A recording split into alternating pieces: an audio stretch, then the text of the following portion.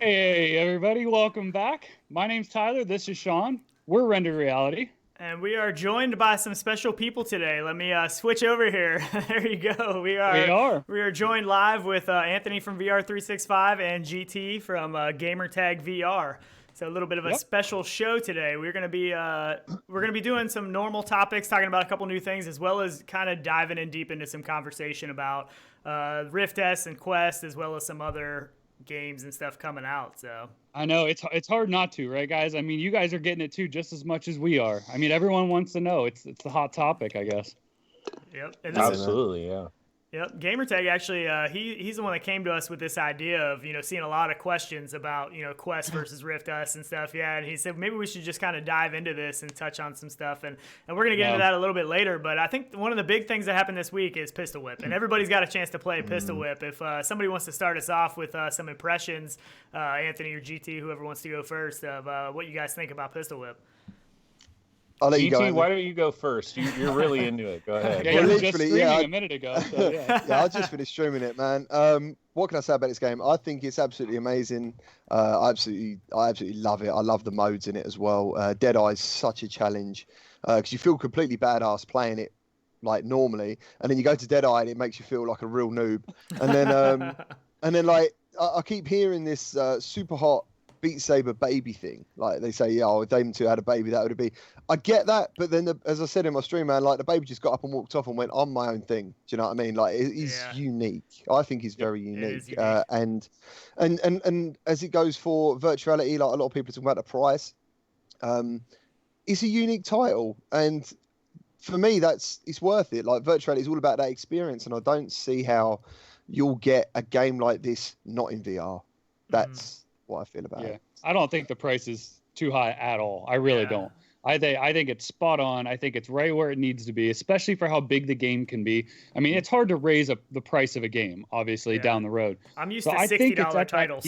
Xbox, we paid $60 for every single game, so I'm still happy with the $20, $25 price range. Still is pretty nice to me. But what do you think, I think Anthony always thinks, I think the $29.99 is the ceiling, right? That's kind of what you always say. Yeah, well, there's like psychologically, I think there's different barriers, and I think once you do go over $19.99, like for some reason $19.99 became, $20 became like this standard, and it's like when we go above that, it's like, oh, you're going above $19.99, you better be doing something special. Right. But I think Pistol Whip, it has, like, for me, it's a $5 hype tax is what it is. There's a lot of, dude, marketing 101. This is it, baby. This is how you market. Like, they did a freaking fantastic job of like the entire unveiling of it, unwinding of it, getting it out to the right people. Yep. That trailer. Getting people to try it at OC6 and all that. I think they did a fantastic job of that.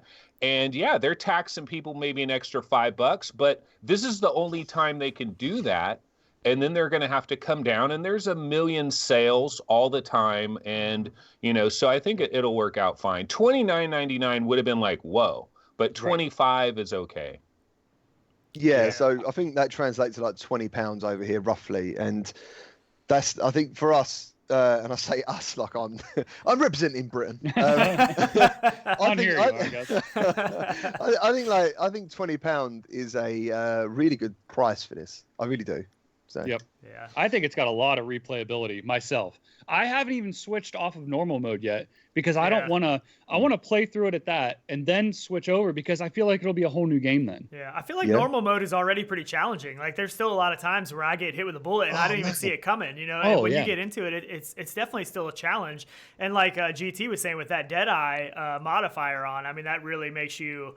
That really adds some replayability, I think, because, I mean, if you really want to hone in on your aim and everything else and, try to get them high scores, there's a lot of replayability there. And I know they're going to be adding more songs and game modes. I know they got a bunch of ideas up their sleeves, so be interesting. On my first playthrough, the first one I forget the name of the song, Black Label, or what was it? Yeah, Black Magic, something like that. Black Magic. Yeah. Yeah, there you go. The first time I played through it, I got to the end. I'm like, oh, cool, leaderboard. And I was like number 24. And then I looked up and Gamertag was 18. And I'm like, oh, now I got to play it again. I reckon they must have reset the boards when it went live. They did, yeah, they did. Yeah, oh, okay. I was getting like 6th in the world. And I was thinking, there probably is only 6 people who play it. Right. So what do you guys think about the PC version compared to Quest? Which one do you guys prefer? Oh, that's an excellent question.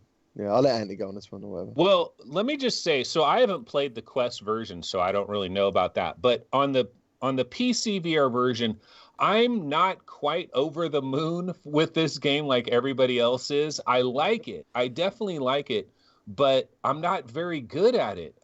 See, the thing is, it's like, okay, so it's like a rhythm game as well, right? And so you're supposed to like shoot the enemies on the beat. Mm-hmm.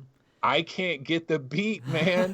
Did you know you can turn on like the haptic feedback in your controllers so it goes in beat with the song? Oh, really? I didn't know that either. That's cool. I did not know that. I haven't tried that. Yeah, I just tried it on the stream. It was Sales Ketchup, he told me. And so you can turn it on, turn it up to like a certain level, and then your touch controllers will beat to the beat of the song. That would actually be cool in general. Even if not trying to keep it, that would be fun. Yeah. Imagine that with like haptic suit and stuff. That'd be awesome. Yeah. I actually haven't tried that with the sub pack that I have. I forgot about it. I need to play it with sub pack today. But yeah. That'd be cool. Yeah, so I mean, it is challenging and it is hard kind of for the beat. I actually was looking into some stuff today. Let me see if I can find it about somebody put out a thing about the scoring system and kind of help explain that. Yeah. The guide for it. Yeah. So a lot of it, you definitely have to go on the beat, or you can even go down to like quarter, eighth notes. You can hit the middle spots. Right. But I think it gets a little finer, like how accurate you have to be on that beat. Yeah. So it says the tighter the beat is. So basically, for being on the beat to the song gives you 100 points, and then for accuracy gives you another 100 points. And even without the dead aim on, like with the assist on, it actually gives you a percentage of how accurate you still are. So the more accurate you are with your shot, even without dead eye, you get more points. And the max points is 100 points. And then if you use the pistol whip function, basically where you punch the people or whatever, that gives you full points. So that's a guaranteed way to get the full points, is if you actually do that. As far as the timing, they said so the timing is 150 milliseconds for each eighth note, 75 milliseconds on either side of the beat. The game lets you follow the beat with a shot within an eighth note, regardless of whether it is technically within the on-beat window. This allows for syncopation and 16th notes and allows you to still get creative with making rhythms in your shots. And that might sound really confusing. I guess some music majors probably that totally makes sense too. I used to DJ and I know what all those are, but nobody else is probably going to know that. It's like, as far as I'm concerned, like how I play the game is like risk for reward, and the reward is sticking to the rhythm to get the higher score. But there are times when you're like, dude, I'm surrounded. And it doesn't matter. You just got to unload. Yeah, you forget about the beat. Yeah, you forget about the beat. You just want to survive sometimes. That definitely happens. So I anticipate a lot. When I know there's a beat coming, I'm like ready to pull the trigger because I know someone's going to come out of the corner, That's where you got to be. You got to be almost ahead of it. As for your original question, with regards from the PC VR to the Quest, there is... So the other thing we're going to talk about a little bit later, I guess, as well, is I've had my Rift S 3 or 4. How long have I had it? I've probably had it a week, and I've been using it on and off. But I haven't used the Quest for that time. So yesterday was the first time to download Pistol Whip for the stream that I'd put it back on. And I actually, normally to go from the CV1 and the PSVR to the Quest was actually a little bit ahead in terms of resolution. It looked a little bit sharper.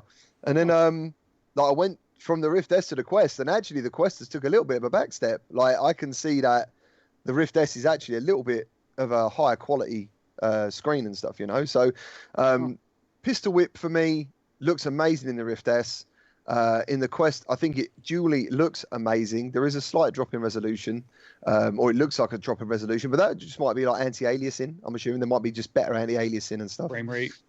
Just little bits like that. But either way, on the Quest, like most things, when you play a game on PCVR and then play on Quest, you give it like a minute and you forget all that technical stuff, and you're just in the game. And that's it, man. I'm like, the transition is made, and it wouldn't matter. Did you think the wireless aspect of the Quest helped in the game? Yeah, dude, I can't wait for those wires to piss off, man. Yeah.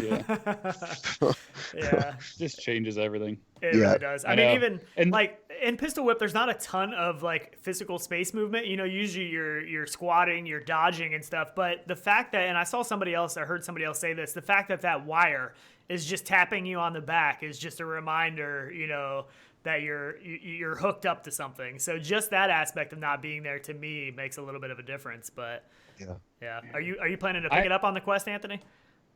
Yeah, probably, because I mean that seems like the way to play it. You know what I was a little bit surprised by, to be completely honest, is like I'm playing it on the Valve Index, and you know the Valve Index, man, it's supposed to, you know, everything is amazing, right?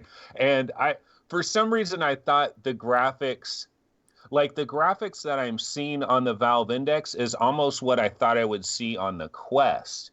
And I thought the graphics that I would see on the Valve Index, I thought everything would be, although I'm not super sampling it yet, and I haven't like jumped it up to 120 hertz and all these things, and I should probably try to do that because you can do that. But I thought when it would be on, I thought the PC VR version would kind of be like Borderlands 2 VR, where everything is like, you know, sharper, cleaner, crisper. And it is kind of, but it's not a major difference, I don't think, maybe between the two. I don't know. Yeah. And maybe they didn't want to. Maybe they wanted it to just be completely universal across the board for everybody. Yeah. I don't know. That's a good possibility for sure. So do you guys play both controllers or one controller? Because when the first time I played this game, I didn't know any better, and I put on both controllers, and I was playing it with two controllers, and then sometimes I would try to hold the one hand with both hands, and then I realized just playing with one controller, if you're only using one pistol, just seems to feel so much more natural, and you can actually hold it like you would two-handed on a gun. Have you guys, what do you guys prefer?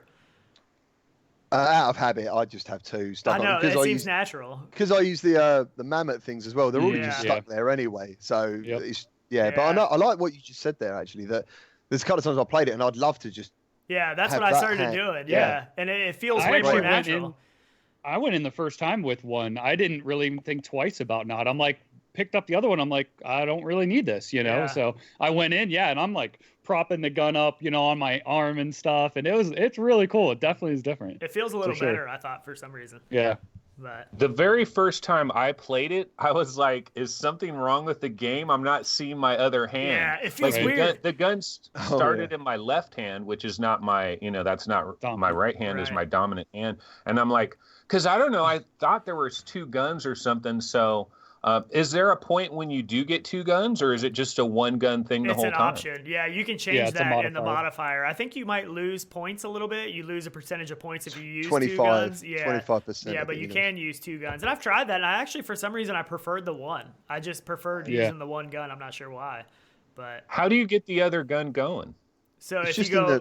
if you go in the options and then go to the modifiers, I think it's on the right side and it says dual wield or something like that. And then it, like he said, it takes off 25% of your points. So, which actually, I think in our interview with the dev last week, he didn't say that was in there though for release, did he? Did they add that last minute? Because he didn't act like that was in the final build. He acted like that was a future. I know we asked about like some submachine guns, like two-handed rifles and stuff like that. I think that would be, if they do end up adding some of that stuff, I think that could be really cool. I was going to say, in one of their earlier images, there is assault rifles. Sure. Yeah, man, that'd be. They've tested it. He said they play with them. We even said like ninja stars or something. Like it'd be cool to have like some little optional stuff. Well, super hot for sure. That's true. It is. Yeah. You could like coffee. You could do rendered reality coffee cups. Oh, that'd like be sweet. Throwing coffee cups at them. Throwing coffee cups at people, man. Smashing them over the head. Ashtrays. Awesome. Yeah, ashtrays.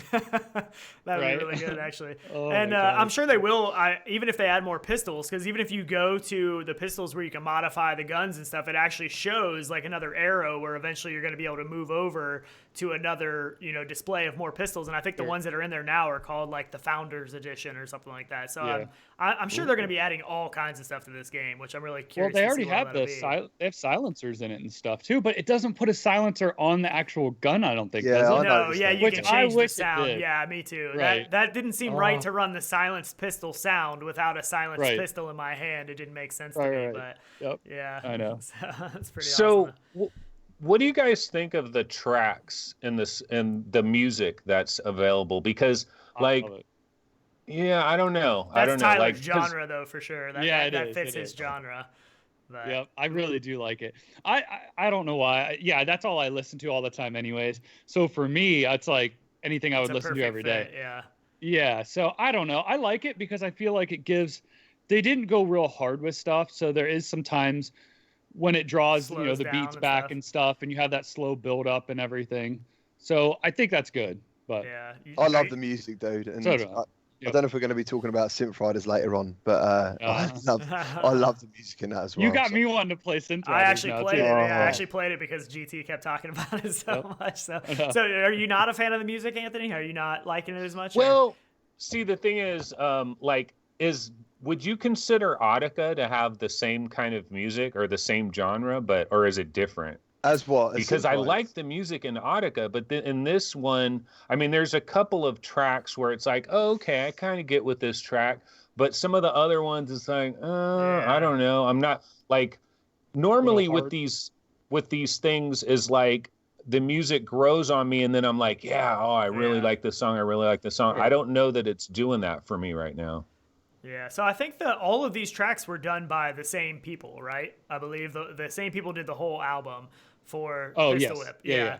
And so I'm sure, I don't know how long it's going to take, but, I'm sure they're going to have DLC packs and stuff and more music added. I don't know how long the span is that they plan on doing that, but I do look forward to mixing it up a little bit, you know what I mean? Instead of just one group that does all of the songs, have some different groups of people to see what their kind of flavor or flair on it would be. Well, I even mentioned it'd be cool to throw different genres of music in there. Like, we talked about throw like a Christmas song for holidays, throw a country song, like throw random stuff you would never think of that might be actually amazing in VR. It really would. I mean, you'd be ducking behind like Christmas trees and stuff instead of the pillars. That could be really good. That could be really Santa good. would be at the end, like gunning for Rudolph. Like, what do you do? Do you shoot Santa or do you not? Yeah. Like, and then you jump in Santa's sleigh and it takes off and you're still shooting guys all over the place.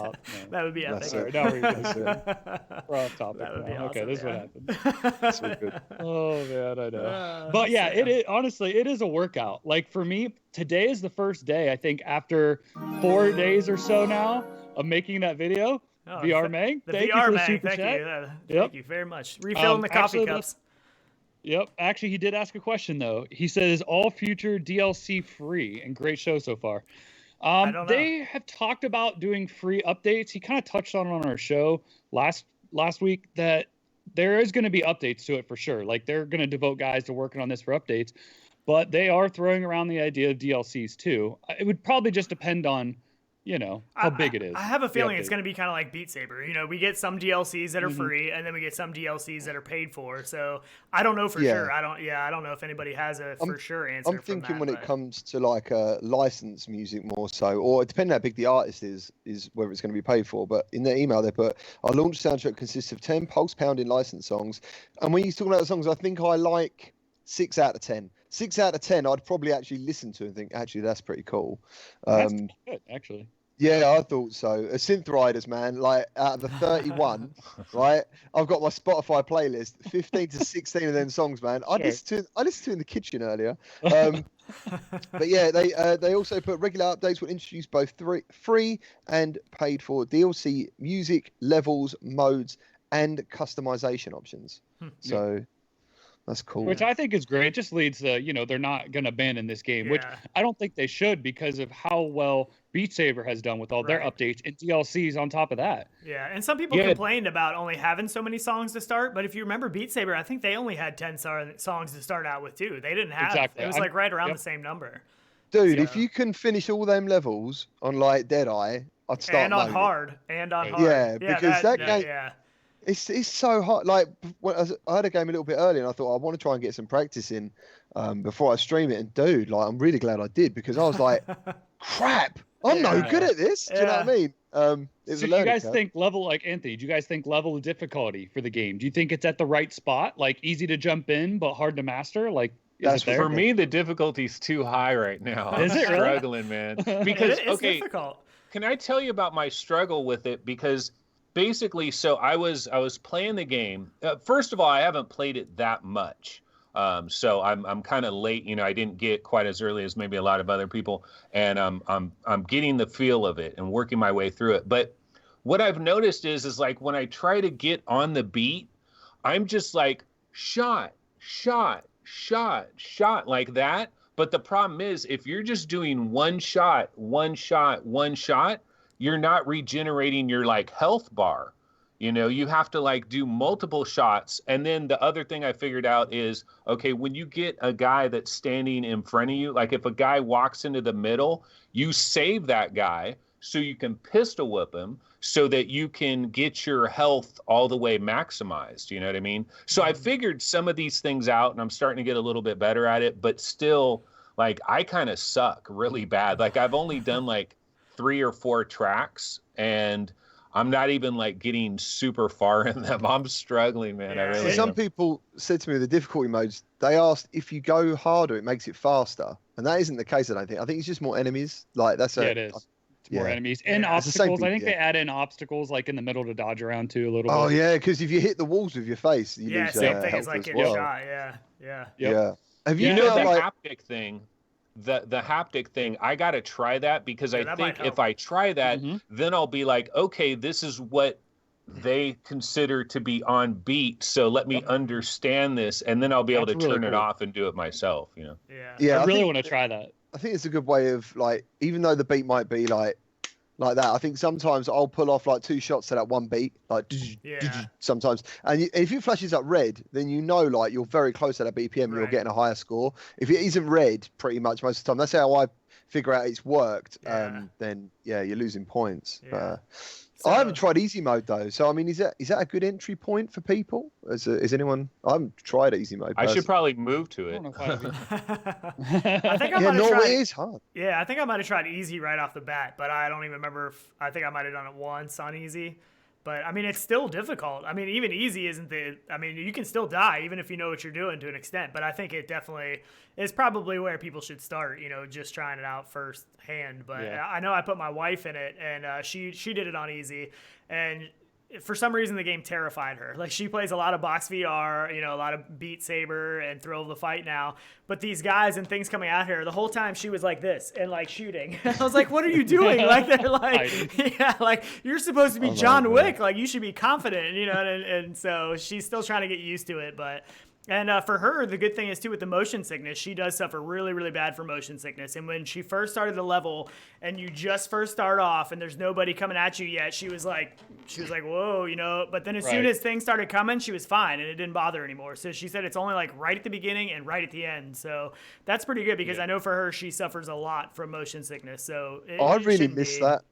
I miss that thing in VR. I get jealous when like people get in VR and they're like, whoa, man, this is amazing. And I'm like, damn, I missed that. I remember, honestly, though, I just had that experience, though, when I got the Pimax. I really did. Like, you know, that first time, and it makes you almost a little nauseous, and you get in, you're like, whoa, like, almost out of body-ish, like, seasick feeling. It gave me that with the Pimax because of... Yes, it's crazy. I never had that feeling again. I'm like, wow, I got it. Like they said that about Index cool. When Index was first coming out. People were first trying that. You know, they said that there's some people that got a little bit of motion sickness because of a little bit of increase in field of view. But I remember when we first got VR back in the day in alt space, and we would teleport to the top of the trees and then jump out because it just felt so cool, and you would lose your stomach, and it's like the silliest thing. But the dumbest thing. When you're doing VR, it's like, whoa, that feels so cool. Like I actually lose my stomach. I'm just standing here. It's kind of crazy. The Windlands, man. I always say it, like Windlands. I remember standing playing it, and I nearly fell over. You know, like those YouTube videos. I like missed something, and I was like, "Oh, I'm going down." Do you know what I mean? That's awesome. So, hey, one quick question for you guys on this game is of the different tracks, like not from a music standpoint, but just from like a like what they did with the level, the visuals of the level. Which one do you think is the most impressive for you? See, the problem with me, I can't remember the names of the songs of which ones I like. I have to like click it to remember what it was. But I know there was one that really stood out, and I can't remember. Like I know the one's cool where you're going through like the graveyard kind of a thing. Yeah, that's the one where you got the church as well, isn't it? I was going to say that one. Yeah, that's pretty cool. The church with the pews and stuff, and it opens up into the back, and you have that open graveyard and through the ground. I like that one. That's the one I don't forget as well. Yeah, I do like that. I don't know what song it is though. But honestly, for me, I'm focused on gameplay. I'm so concentrated on the beat of the song and the people coming out and the gun and what order I'm shooting them that I honestly forget the levels. Like, I guess I concentrate too hard, probably. It is just one wicked ride. That's what it feels like. It's just awesome. And someone in my Discord said, like, they felt like it actually went level by level, like a game getting from easier to harder. Because he jumped in and went near the end, and he was like, "Boom, done." So then he probably went back to the beginning and was like, "Okay, I'm getting there." And that's what he said to me. And I tried to find that sense of progression today, and I don't think I did, because there's still like, I think the fourth song is probably the hardest one for me. For some reason, I just struggle with it. I don't know which one it is, but I don't know. I think there's still a lot of untapped potential in this game. I think there's still a lot of stuff they can do to make it even that much better, even though I love it the way it is now. But I really think that it will. What were you going to say, Tyler? I was just going to say we probably should move on. I know we love Pistol Whip right now. Hard. I know Anthony's still on the fence, so I want to like convince him to like keep trying it because it is so good. And I know the music might be different. Like some people don't like that genre of music, but I think when you connect with the gameplay and figuring the beats out, I think that helps. Yeah, and what helps, like for me, what taught me early, like with DJing, is quarter beats. So like every beat, you count 4 in between. So you would go 1, 2, 3, 4, 2, 2, 3, 4, 3, 2, 3, 4, and you can hit every one of those beats and shoot at those beats. And still, get points for it. That's a lot to think about in the game. So switching topics a little bit, let's talk about how VR translates into workouts. Kind of still a little bit on the same topic, because we've heard I see everywhere about how everybody's complaining right now about how sore their legs are. Like, I can't tell you how many people I've heard say that, and mine too. I've been playing a lot of Thrill of the Fight and Pistol Whip, so my legs are killing me, and my upper body hurts even from playing Thrill of the Fight. So it just shows you how out of shape you are. But I know, like Steve XM, one of our friends, is doing streams every day. He's doing a 30-day challenge thing where he's doing a workout streams every day. And that's awesome. Yeah, it's definitely. You see the pictures. You see the pictures of people that pick up VR, and do a challenge like that where they work out every day in VR, and they see actual real world results. It does work. Yeah, sure. I totally believe that like 30, 40 years from now, obesity rates are going to drop considerably because of this new form of entertainment that we're going to have with VR and AR. Because I think what it's going to do is basically it's going to get you doing things that you're moving around, you're doing this, you're grabbing something, you're putting it there, and you don't even realize that you're like moving around, you're burning calories. It's all the time you're doing it. How long you're doing it for. Yeah. That's the other thing. That's like, time. Think cardio. Well, if you're at the gym, all right, GT, you go to the gym all the time. So when you're doing cardio, it has to be sometimes you're like counting the minutes. Like, okay, how long have I been doing this? How long have I been doing this? When you're in VR, I couldn't tell you how long. Yeah, the only exercise I enjoyed, and because I hate cardio, is skipping. Because I know that if I can smash out like 3 rounds of 3 minutes skipping with 45-second rest, that's hard, and that's fast. Like in 10 minutes, I'm done. Because I don't want to do it anymore, because it's just not fun. Cardio's not fun. So skipping is like the only cardio that I've ever gone, do you know what? I semi-enjoy this. But yeah, in virtual reality, for example, you're just in there. And I don't know, man, like you can play a game and do an hour and a half of physically moving the whole time. And yeah, it's amazing. I don't know if you guys have got an Apple Watch. My wife keeps telling me to wear hers during like what I'm doing, because then it show me my BPM, my heart rate. Yep. My heart rate. And then, and it works out how many calories you burn. So that'd be interesting. Yeah. Do you think they'll ever be able to have a VR game where you're actually lifting weights, like you have tracked dumbbells? No, seriously, I was thinking about No.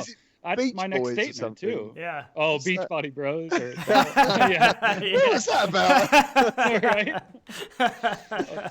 But imagine if you could have a game with dumbbells and somehow like the dumbbells are tracked and everything, right?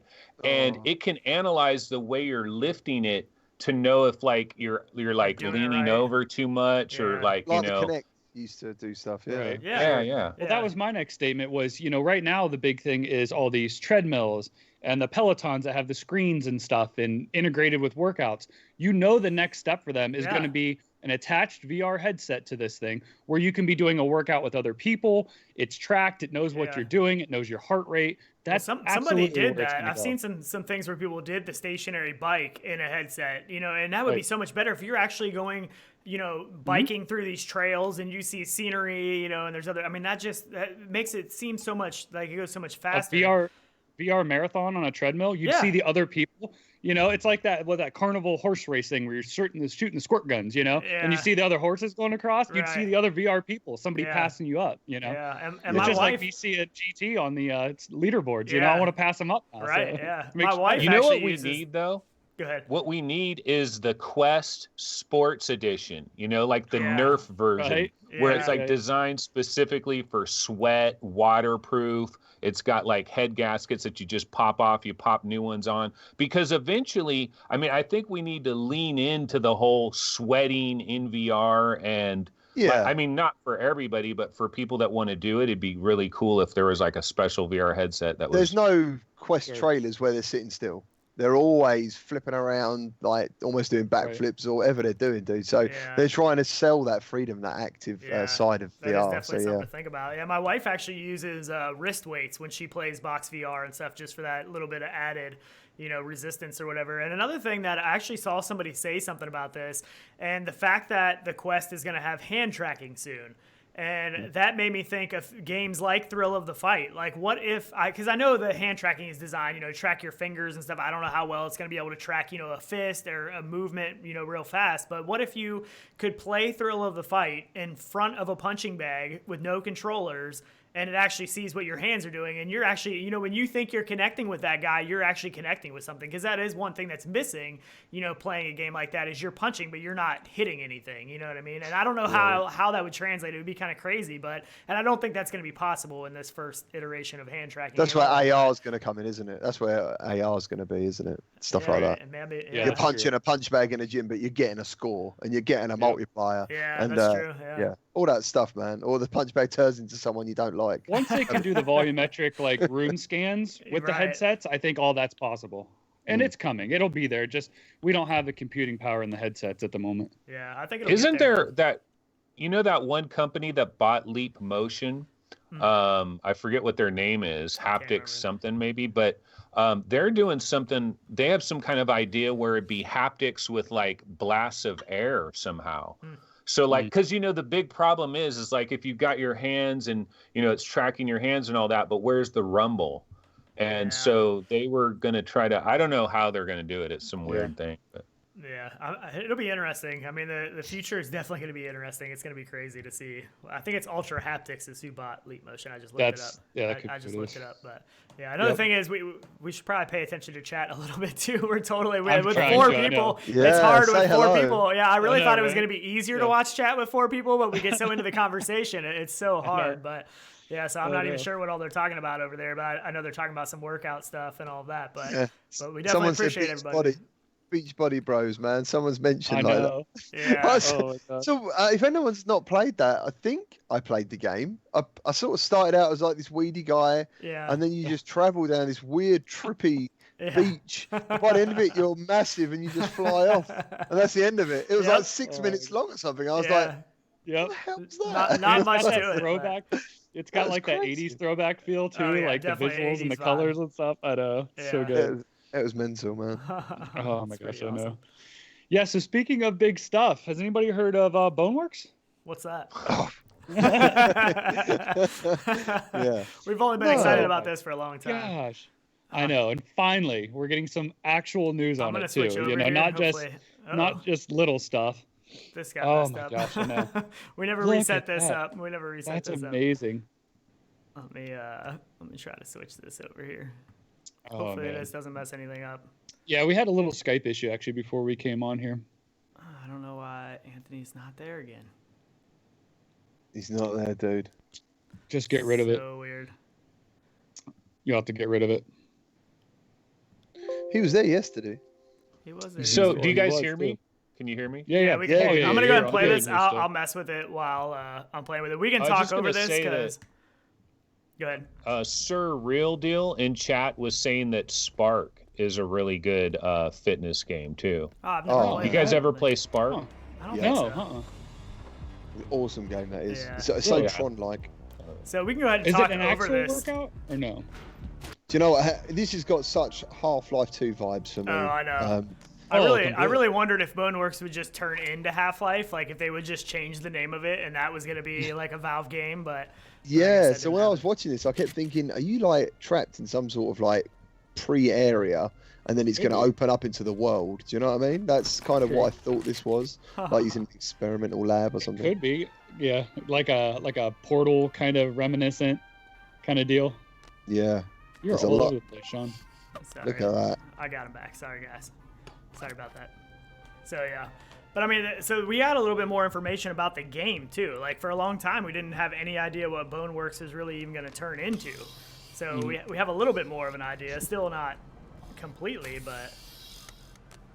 It This still is so seems cool. as interactive though as like they, their first stuff was just test stuff, but I feel like they integrated all that into this. It's Yeah. weird when I watch this guy using this trolley thing, right? I do wonder whether they should employ people with VR headsets to do like Right? jobs that you would normally think, my God, what is this crap? But in virtual reality, it's actually quite entertaining to walk along I and press know. a button, lift something up and go, oh yeah, this is, Yeah, you're gonna I'm gonna telecommute. I'm You'll gonna be at move this home, along. but- You know what I mean? I know. You could. That's awesome. I mean, what Amazon uses for all their shipping, they use those little robots, so it could have people controlling those in VR. Yeah. Oh, dude, yeah. What'd you do all day? I'm like playing VR, man. Like flying Yeah. from people's houses. and I'm stuff. totally down Yep. for that. I'm done streaming. I'm going to work for a VR company. Right. Great. Yeah. So in there, this is the launch trailer. This is what they call their launch trailer, and they talked a little bit about it. They said Boneworks is an experimental VR physics action adventure game coming December 10th. Witness the events that unravel after the Monaghan's mythos locks down after an unexpected void breach. Then play for endless hours with a physics sandbox mode, battle arena, and story replays for additional powerful items. So yeah, I mean that's the information that they gave us yesterday when they released this trailer. So. Yeah, I just like the interactions, like right here that's coming up with the cement blocks here. Yeah. I love Yeah. that dropping Yeah. these down. I'm like, oh, like you could just do anything you can think of, basically. Yeah, it feels like everything is interactive. I mean, even opening the doors. I mean, even that even looks like they did a good job because sometimes just interactions like that in some of the VR games can feel really clunky. Like if you don't grab the handle at the right spot, if you don't twist it right. I mean, that one he just walked up to the door and pushed it open, and that probably feels pretty good to be able to do that. That's in a what game. makes this special. It's the eye for detail and the care that's Yeah. gone into this. You can just it oozes quality. Doesn't it look like your hands are a little bit like Stretch Armstrong or something, or like they're like extended like about 7, like your arms are like Do you think- 7 inches longer. Do you think that's Yeah. because it's like the GoPro vision a little bit? This camera angle we're looking at, it kind of be. looks a little bit Maybe, fisheye, yeah. doesn't it? A little. Or You know, maybe like they when- want to show that interaction more too. Like they want to show that smooth movement that they have and everything, like with the arm this movements and guy, the fingers. maybe the guy playing the game right now is just like 7 foot tall and his arms are that long. Like maybe this is a basketball True. player that they got for this video or something. I don't know. Yeah, 'cause some games, like when you stream them, you have the option to like have a streaming cam, and what that does is it stretches the view. So maybe in the headset it wouldn't look like this, but for showing it off, it would. Do you know what I mean?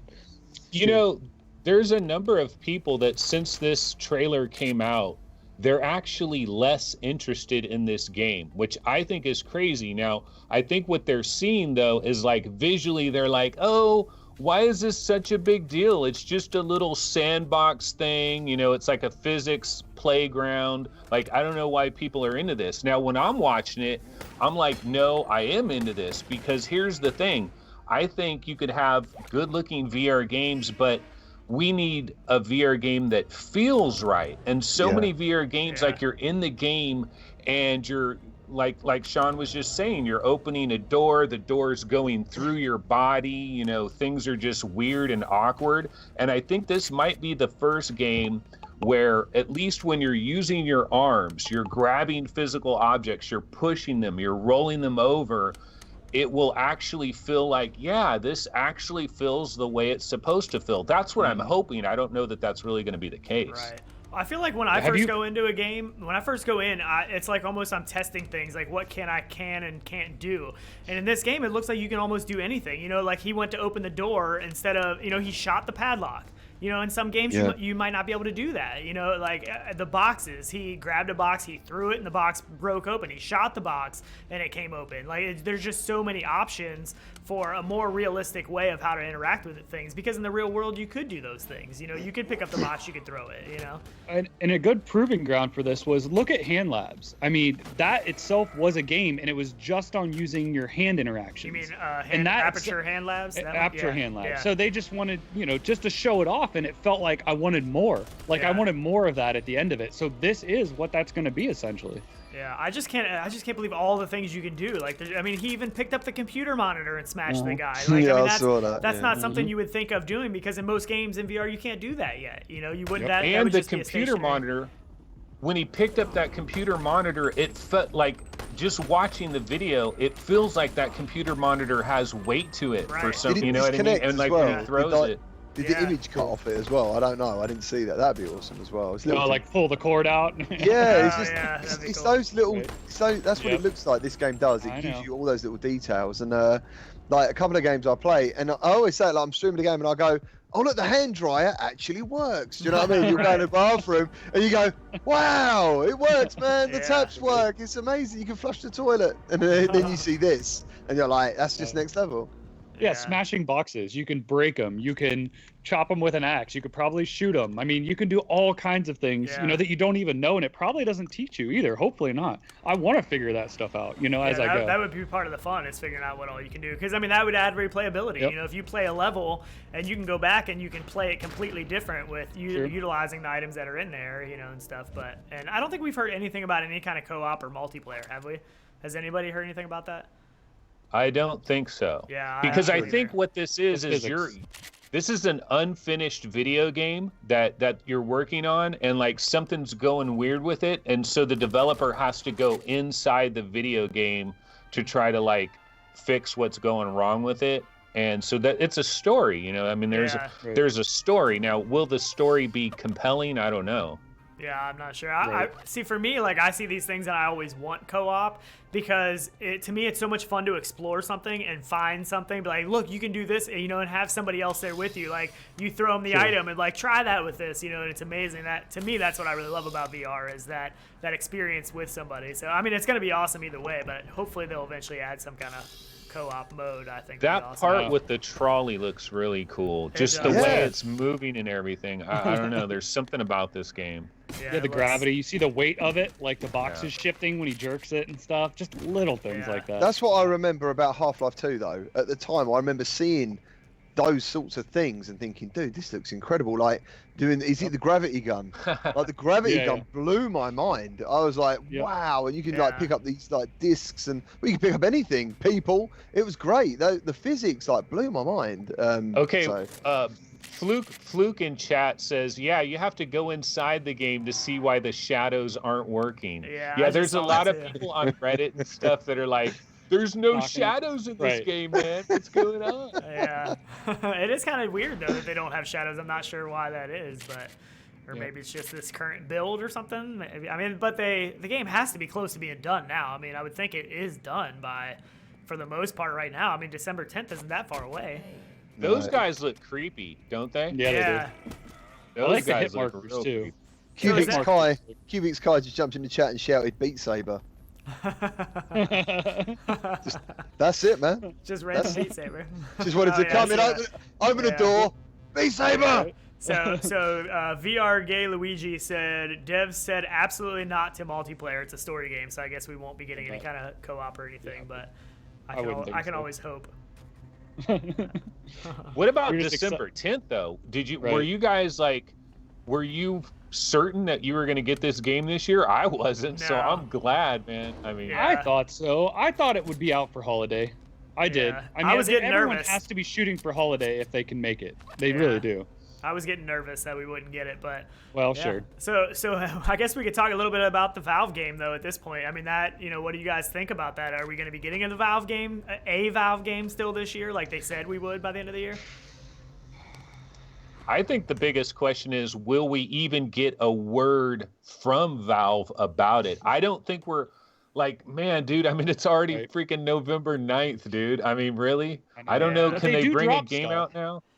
They drop it out of nowhere, though. A lot of stuff. Valve is such a weird company. Like they take so long to work on things. They're so quiet about some things sometimes. Like they're the exact opposite of what we see with a lot of other people. You know, a lot of other companies hype stuff way before it's ever out. You know, we hear and we see things and then they go silent for a while. Yeah, it's like they don't do that. They're like they don't really give us much of anything until it's like it's like they don't need to. Yeah, it's like I guess that's true. Yeah, that's probably we just put out a little tweet and everyone goes, "Oh Jesus!" And everyone goes, "Can you believe?" Well, even with the index, they just accidentally put out a couple pictures that weren't even, nobody even knew for sure what that was going to be, until it was almost time to come out. It was just, oh, we're going to accidentally leak this photo and we'll accidentally leak this little bit of code, and that's just what they do. So they might drop it on us.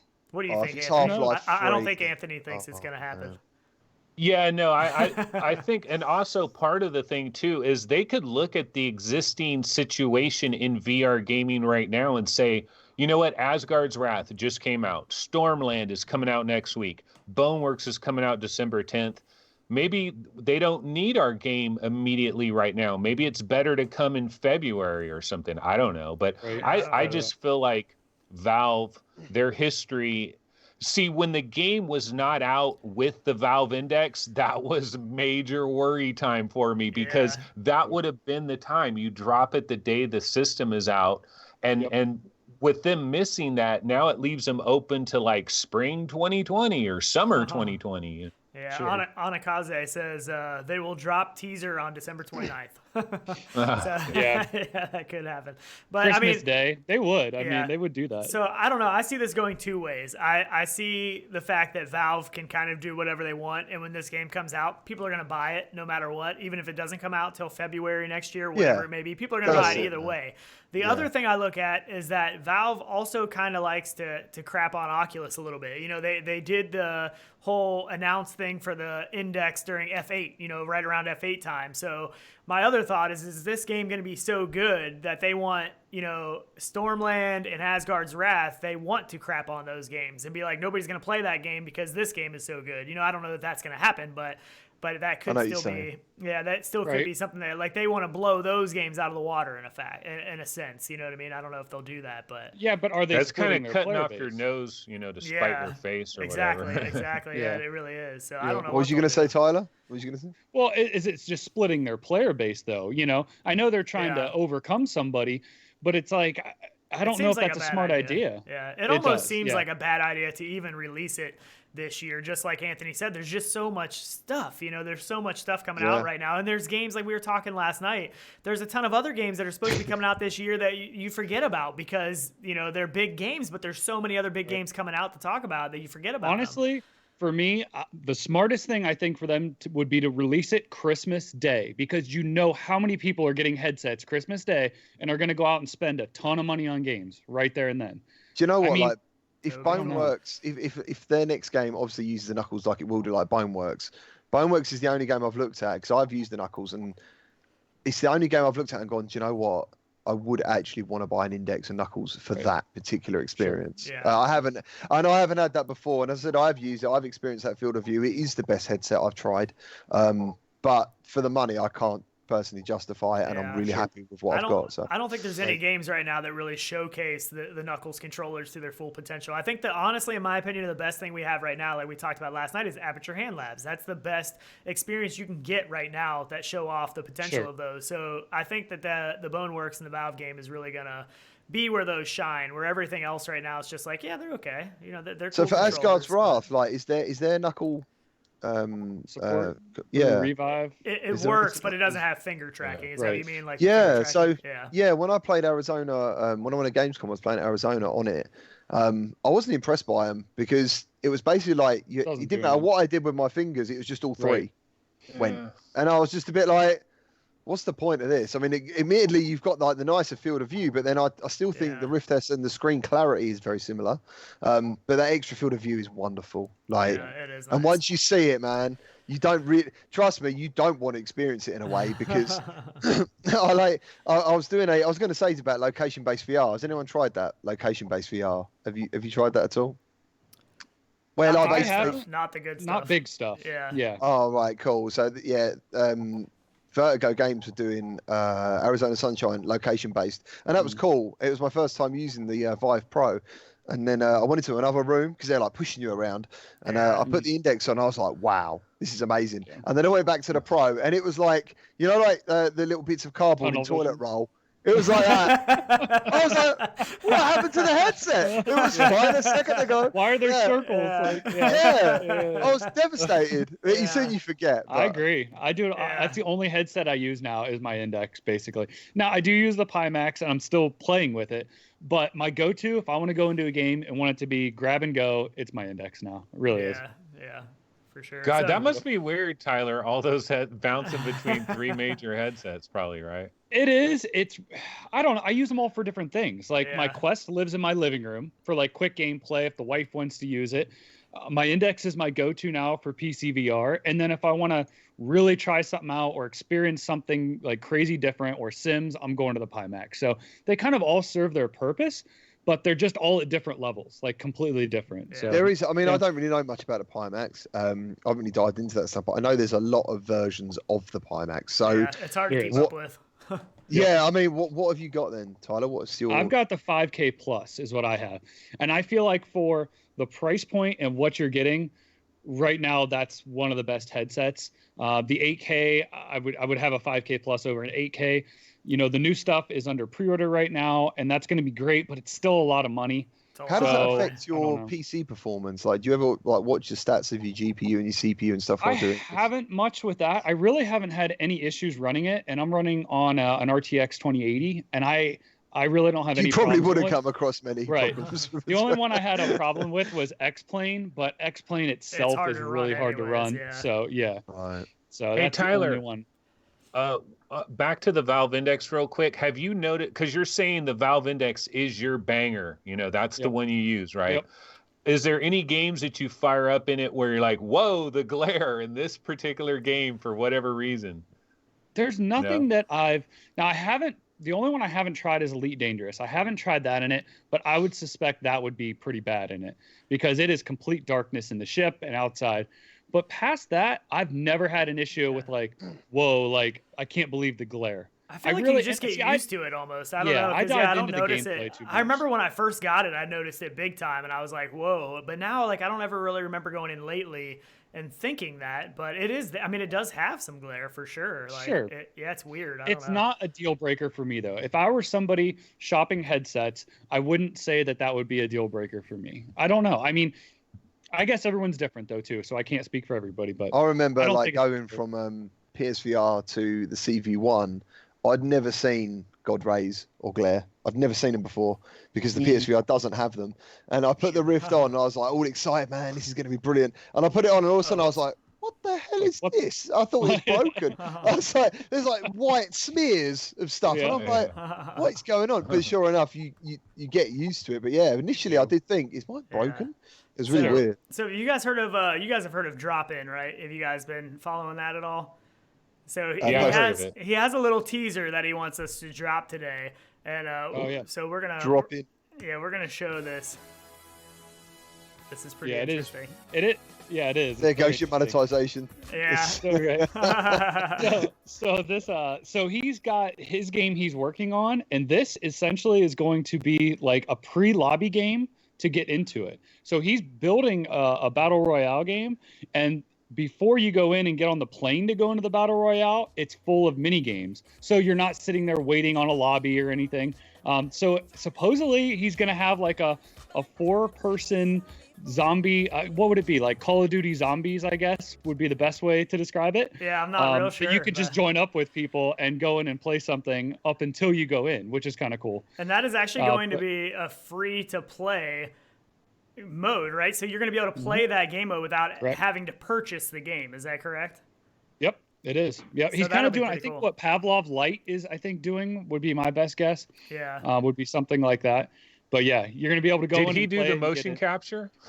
I'm not sure. Right. Yeah, I don't know how he did that. I wonder who did that. It's pretty awesome though. I want to play more of the audio, but like GT said, I'm sure if I play too much of that audio, they're gonna give us copyright strike or whatever. So I can only play little bits and pieces. But yeah, it looks pretty cool. I mean, we're super excited for the game. He's still planning to hopefully have like a playable alpha version sometime this year, if I remember correctly. So that'll be interesting to see. But I think it's cool to have a free mode like that because it can get more people into the game that wouldn't normally buy it, you know, and then you have more, you know, once they get into that, then they might decide to purchase the game or whatever, and that just gives you more people to play with. But from all the a lot of games should do that. Yeah, I agree. Like the Quest demos and stuff. I mean, Beat Saber. I mean, if you jump in and play one track, you're like, I want to play more now. So there you go. Yeah, you know? It's a great thing. I think it is pretty. I mean, think how many demos are on PlayStation and Xbox. You know, well, used to be, not as much anymore, I guess. But no, I get. Yeah, there used to be loads. But the other thing I was funny enough, I talked to one of the developers of Boneworks, and they're talking about discussing price. But we was talking about it, and I said I always think a launch discount is very important because it gains. Because at the moment we're full of like social media discords. We've all got our own discords, things like that. People talk, and then you've got the review system like on Steam. I've noticed like more and more people are putting reviews on Oculus. They're bothering. Do you know what I mean? They're enjoying it because they get feedback from it. So not only is it like us guys saying, "Oh, this game's really good," it'll be your friend or it'll be someone you know in the Discord that you know, like people you trust and stuff. And I think that's really important because that first week can gain that traction. Do you know what I mean? And gain that interest. Early adopters. It's all early adopters. They're going to be your biggest supporters or your biggest enemy. Because if you don't come out of the gate 100%, they're, you know, they're not going to follow. They're not going to push it. They're not going to play it. So, yeah, definitely. Yep. Good point. So, have you guys seen the new, I guess I put trailers, but the new commercials, these new Oculus Quest commercials? I think they've dropped like 3 of them now, I think. Oh, man, yeah. What do you guys think? Which is awesome. Yeah, I feel like they've really upped their game, though. From their old commercials and stuff, it just wasn't really that captivating, I didn't think. But I think the new trailers the new commercials are really well, and I just got done saying this with the last video I just did for Pistol Whip with the bungee system. I wanted to show outside of my green screen because people don't get the idea of what VR is. Like, you know, you watch it with Live running and stuff, and yeah, you're green screen, and it looks like you're in the game, but people don't realize, like, stuff is coming out at you. Yeah. So the capture of it showed objects coming out of the screen, and I'm like, I want to show that. Yeah. Like, people don't realize that stuff's literally coming out at you. We didn't even realize that it would come out of the screen, and once we realized that was going to do that, we thought it would be a cool version to show. Yep. I mean, there's actually bullets that fly past the screen and stuff. It's really cool. So it makes you see a little bit more of the 3D dimensional. But these commercials gives that feeling too. Yeah. Yep. Yeah. For me, I think mixed reality has had a big impact for me personally because there's people I've shown at work. They're sort of interested in what I do. Yeah. So I basically showed them that, and they're like, wow, that looks like you're in the game. And I'm like, yeah, because that's what it feels like. Yeah. Right. Yeah. That's what it feels like, man. You're in there. So, yeah, that's good. That sounds awesome, Tyler. I'll have to check that out. That sounds really cool. Yeah, it was kind of by accident. Yeah, to have the gameplay in front of you, and then the real world, and then the stuff is still traveling. It's weird how it did that. Yeah, through the volumetrics of the game space that you have, it still comes through it, and I'm like, this is amazing. Like, why isn't everybody doing this? It's it's different. It's kind of neat. It's crazy. Yep. Yeah. I think it's key that they're doing this advertising now because we were wondering when is Facebook going to open up that checkbook and start spending that money and putting the TV ads out there, and they got it on the NFL, all kinds of major shows during the week, TV shows. People still watch TV. Apparently, I didn't know that. But the commercials are out there, man. Yeah. All I'm waiting for is Picard on Netflix. That's it. I said to my missus, I was like, wake me up in January. Yeah, turn the telly on in January. Sorted. But, yeah. No. I actually got rid of my Netflix, of all things. I still have Netflix, so. Oh, yeah, I can't get rid of Netflix. I love it. I know. It was hard. It's good for me on Netflix as well because you can smash the series in one. If you want to, you can make time. Following a series for me is a nightmare now. If you give it all to me, what's the one that was recent? Oh, that was on Amazon though. The Boys. Oh yeah. I think it was. Oh, dude, that was amazing. I do like Amazon.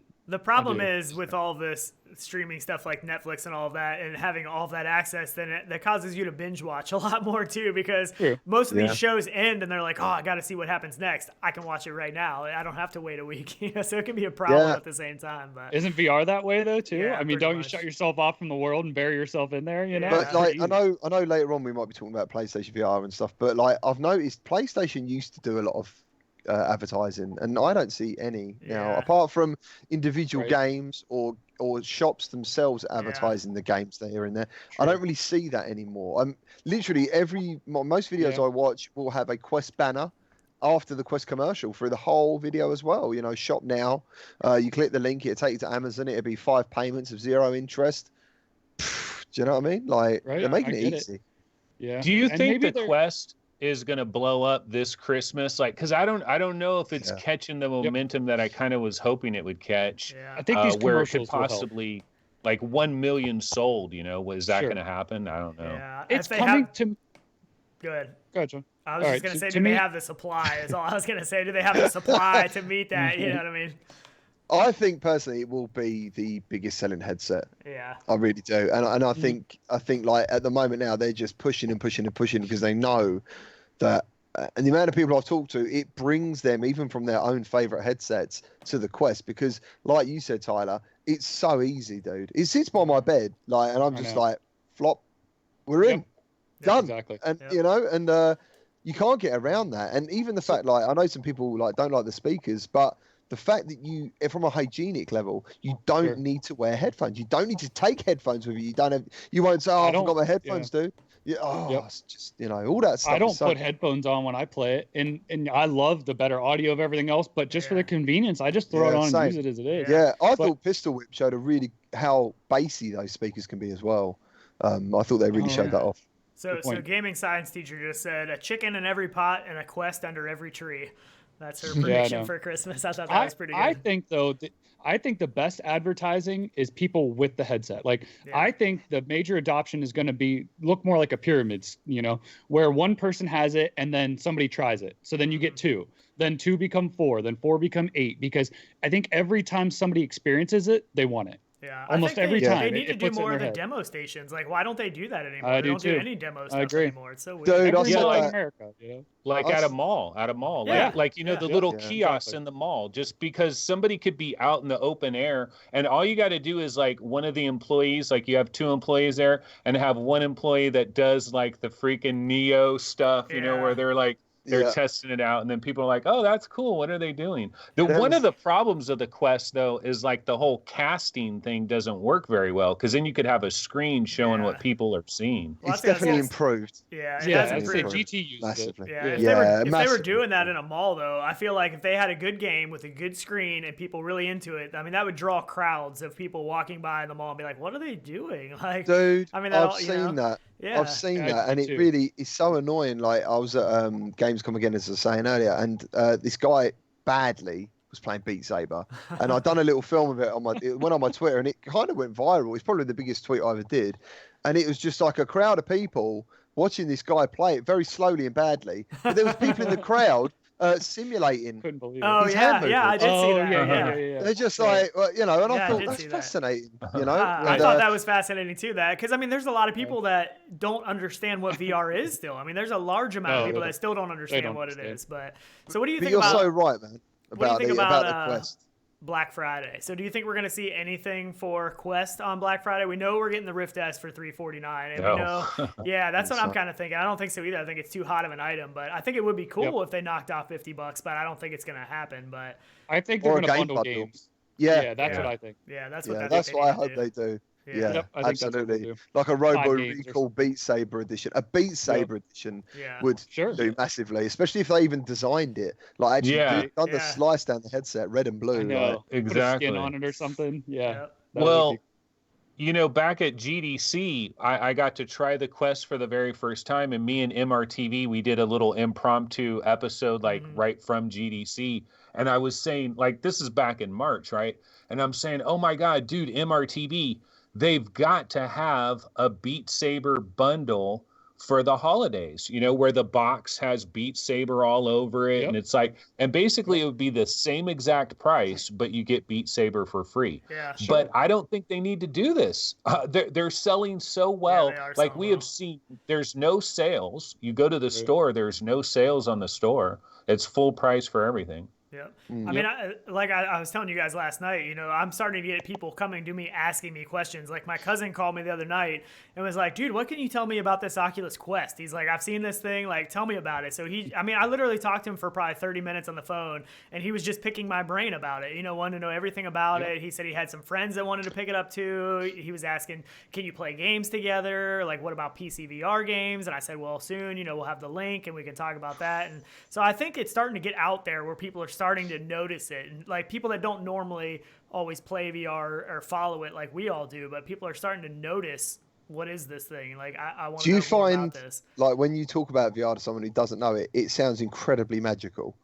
Like when you describe it, I'm saying these words and I'm thinking, like, am I like overselling it? It just sounds. I think they just kind of look at me like, what? Like you don't understand it. It's so hard to understand until you really get into a good VR, 6-degree. It's literally like a teleport. Like it's a teleport to a location. Like you slip the headset on and boom, you're magically like in another place, another time, another whatever. And people don't get that.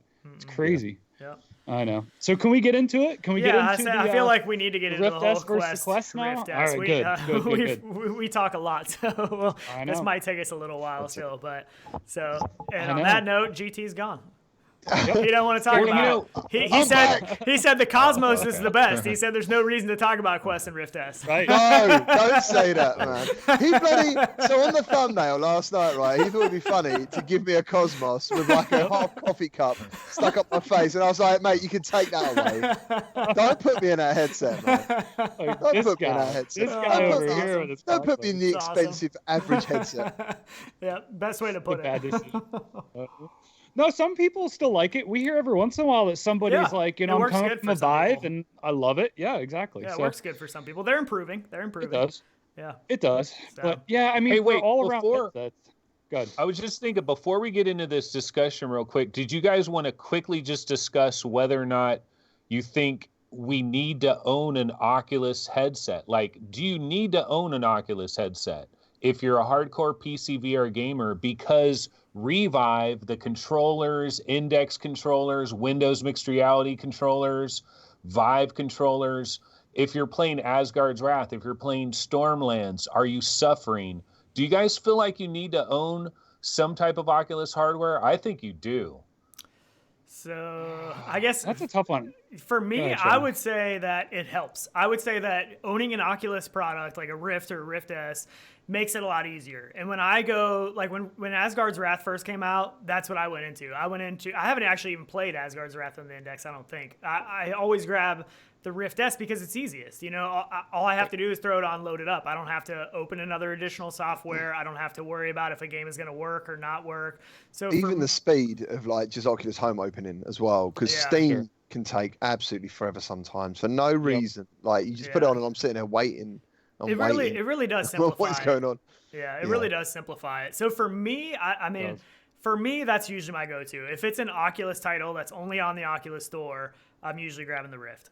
It's just that much easier for me. What do you think, Tyler? I don't know, because I think it's a trade-off. I think I think you're getting, it's just like going with an Apple phone, all the games are regulated that come out. So everything's going to work perfectly on that headset in their software. So you're going to get a solid quality product. If you buy at least a min-spec PC, run their software with their headset, it's going to work. I feel like if you go with something that might get you better audio clarity and visual, maybe like an Index, you may or may not, you're going to lose some things. You're not going to be able to play maybe the Oculus titles that come out, or they're not going to work right, or you have to wait for Revive support, so you get trade-offs. I think honestly the Oculus headsets are the way to go right now. Even though that might not be my go-to, I like to tinker with things, but I think everyone probably should buy an Oculus headset right now. I mean, but they're putting out those exclusives, man. I don't see anywhere else that are putting out Yep, that's going to want to drive you towards that headset. Yes, Valve may be working on their game, but it's not out yet. So to say that in comparison, you can't, because we don't know when we're getting that. I think you made a good point of how much you want to tinker, and I think that's one of the big things. Like, I don't like to tinker as much as you do, so that's why that's why I grab the Rift S and throw it on. It works. It works every time. I don't have to mess with anything. You like to tinker with stuff, so you like grabbing the index and the Pimax. You're okay with messing with settings to get it working. Like, I don't like to do that as much. Right. So I get that. I know. And I can't stand all that stuff. Honestly, I get really frustrated. I just want to put it on and go, because my time's so valuable. I just haven't got a lot of free time. So when it comes to doing early impressions, and that's why my Quest lives in the living room, because I usually don't have. It's a short amount of time that I'm going to use it, 20-minute so bursts. I can throw it on and go. Yep, exactly. I even like watching YouTube in that. So funny enough, like I know PSVR and other things do, like YouTube and Netflix. I don't know if it does Netflix actually. I don't know. I can't remember. But I have watched Netflix in the Quest, and I've also checked out YouTube in the Quest, and like the 180 things and stuff, and it's awesome. Like it's really good. Cool. It's so it's a nice resolution, and it looks really good. I agree. So I guess that brings us back to the Rift S Quest thing too. So does that portability that you can just have it sitting in the living room draw you towards a Quest over a Rift S, and I know they do different things. Don't get me wrong. One's a PC, one's mobile, but does the weight that carries of having it being able to sit in the living room just trump it over the Rift S right there? And where this gets complicated is the link cable. With the link cable wasn't involved, this would be a whole different conversation. But now that we're going to be getting the link cable soon and that update, this is where the things get complicated, and this is where this even really becomes a question. I feel like it was an easy question to answer. Do you have a PC capable of playing VR games? Well, then maybe you go with the Rift S. But now, with the Quest being able to do both, this question gets complicated. So, and Anthony is actually the only one here that has actually tried using a Quest playing PC games through the link cable at OC6. So, why don't you talk about that a little bit? Yeah, so I was able to try Asgard's Wrath with the link cable, and one of the things I was super curious about is the cable's coming out of the side, right? And so I'm thinking, okay, the cable's coming out the side. Is it just going to be drooped down here, and then it's going to be like your arm's going to get trapped in it? What's going to happen there? But when I did the demo, they did have these little clips, and so they had it clipped on the side, and then they had it clipped on the back, and so it was routing around perfectly fine. So that worked out great. Now, the thing is, when everybody is going to be getting these cables in the next week or so, cables that are maybe compatible, that a lot of the YouTubers are going to do the testing for everybody. We're going to find out that there's a particular Amazon cable that works great with the Quest. Everybody's going to buy that, but we are going to need to get some little 3D printer clips, to route it around. But once we're able to do that, that'll be good. But in terms of the experience that I had, when I first started the demo, I was in Oculus Home, which, your typical Oculus Home that you're in when you first put on a Rift or whatever. And I did notice like, this doesn't quite look exactly like Home does Like I noticed a little bit of a degradation right there. But when the game started and I was in Asgard's and I was running around with the shark guy and doing all that stuff, and just running around in the world of Asgard's, I was like, I noticed no difference whatsoever. I'm sure there's a tiny difference. I'm sure for the people that are really looking closely, because we're talking 72 hertz. There's some trade-offs here. It's probably going to take a while, honestly. We're probably going to need to get these things, and we're going to need to do A/B comparisons, and it might take us like 90 days to really know which, how this all shakes out. Right. Yeah, agreed. I think the link cable, I think when I look at it, it's their way of getting people into PCVR. That's what it's all about for me.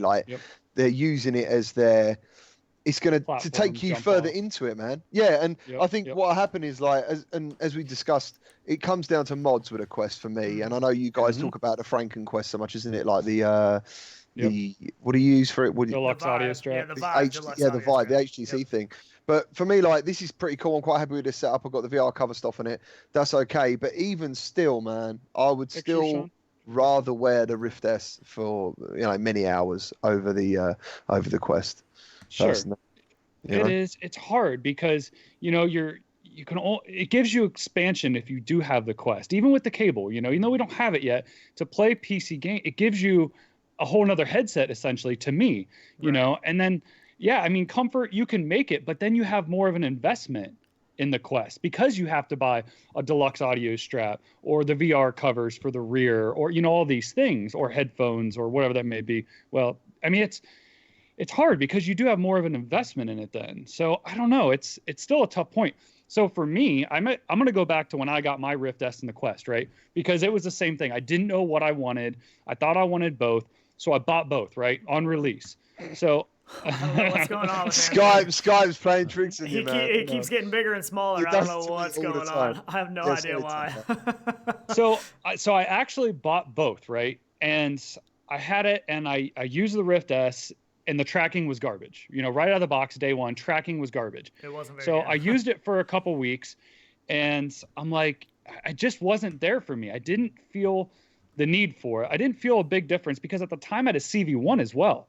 So I could still play those PC Oculus exclusives without having it. So I actually returned my Rift S because I didn't feel I had that big of a need for it, because then I wanted to invest in the Index and then also in a Pimax. And I felt like I could hit everything. I could hit the Quest, a CV1 for the Oculus exclusives, which still looks and plays great. And then I could go to an Index and then a Pimax as well. So I actually didn't feel the need for a Rift S. Now, Sean, I know, and you guys both like the Rift S. I don't know. I didn't really feel a need for it for myself. I was super disappointed when I first tried it with the tracking, because we play a lot of shooter games. So in the shooter games, it really suffered. So I actually returned my Rift S too shortly after getting it, and then they came out with the update that increased the tracking, and I bought another one. And I rebought That's the thing. Like I was like doing what I do. Obviously, I need to make sure that I can do it every day. And I had my original Rift, and I ordered the Rift S. And I didn't want to let go of the original because I know it works fine. And I'm thinking, dude, like, is this going to be good? Within half an hour, I was like, yeah, man, CV1, see you later. I don't need it. Because the tracking is good enough. Well, it's good. It's brilliant. I'm more than happy with it. And what about the whole IPD thing, though? Because I mean, that is like, for me, I'm in a situation with the Rift S. Like right now, I'm in an interesting situation because I've never owned the Rift S, right? And there's this Black Friday deal that I believe is going to be out there where it's going to be $50 cheaper to get a Rift S. And I'm tempted to buy one because I want to have an extended hands-on, feeling with this thing. I've used it at trade shows, but you go in, you do this demo, you do that demo, but you have no idea what they have the software IPD set to. Sure. And so I want to try it with the software IPD set to where my IPD is. But every time I've been in a trade show and I tried like Medal of Honor, or I tried whatever game I tried, it's like a little bit blurry because like my IPD is 70 and it's not like Palmer Lucky has the same IPD as me. And he's like, I can't use a Rift S, period. It's just not for me. Yeah, I was just going to say the Rift S is a fixed IPD at 63.5 millimeters, and they say it's best for users between 61.5 to 65.5. And when I'm actually under, I think my IPD is around like 55, and I use it, but I can tell that it's not perfect. Like a lot of times, depending on where the headset is sitting, one eye will be just slightly blurrier than the other because it's not perfect. And as far as the software IPD, I don't know if maybe somebody else has had a different experience, but for me, like changing the software IPD, I don't really notice really much of a difference. Like, I mean, you change physical IPD and you see it changing. You can see it get clearer and blurrier. Like, I don't really notice that with the software IPD. I have it set to the lowest, but... Can you not get it and just like get a refund? Like, for example? I could, but I don't really like doing that. But see, now that it's $50 cheaper, I feel like, see, if I were to buy it and I were to use it for like a couple of months and then I just sell it on eBay, I'm going to probably lose like $75 in the deal. But because I'm getting it for $50 cheaper anyways, then I'm only losing $25 in the deal, Yeah, that's right. That's true. Yeah. True. But is that going to be a permanent price maybe too for it? And going back to our original conversation, though, the link cable then makes it a tethered headset. That's the reason this is happening, isn't it? Because like the selling point of this is the mobility. That's what it's all about. Like literally, my little girl will come in and she go, "Oh, can I play Electronauts?" And I'm like, "Yeah, go on then." Straight out of the room, she's gone. I can carry on with what I'm doing. Yeah. With the link cable, then this makes it. You're turning this into a PCVR headset, which is great for some people. That's what we're talking about.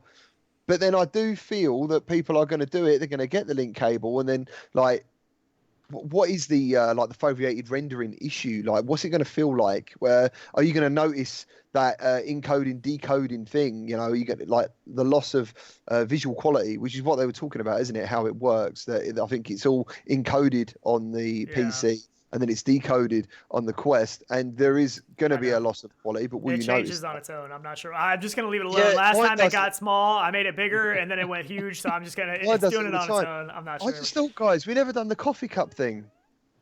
Oh man, yeah, that's right. I wanted to do that. Andy. I forgot. Yeah. I wanted to do that. That's right. So basically, yesterday we was going to do it. So like Tyler passed up a coffee cup to Andy, and then Andy took.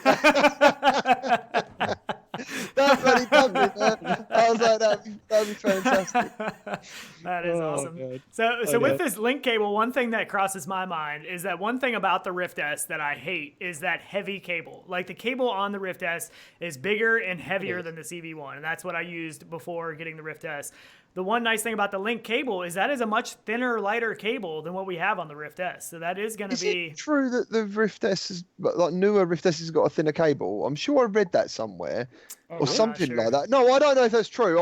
I read it somewhere because when I got mine, I actually thought it was more flexible than the CV1 and probably about the same. Or even a little bit lighter. But I'm hearing two different things. Yeah, mine's heavy and definitely bigger and stiffer than the...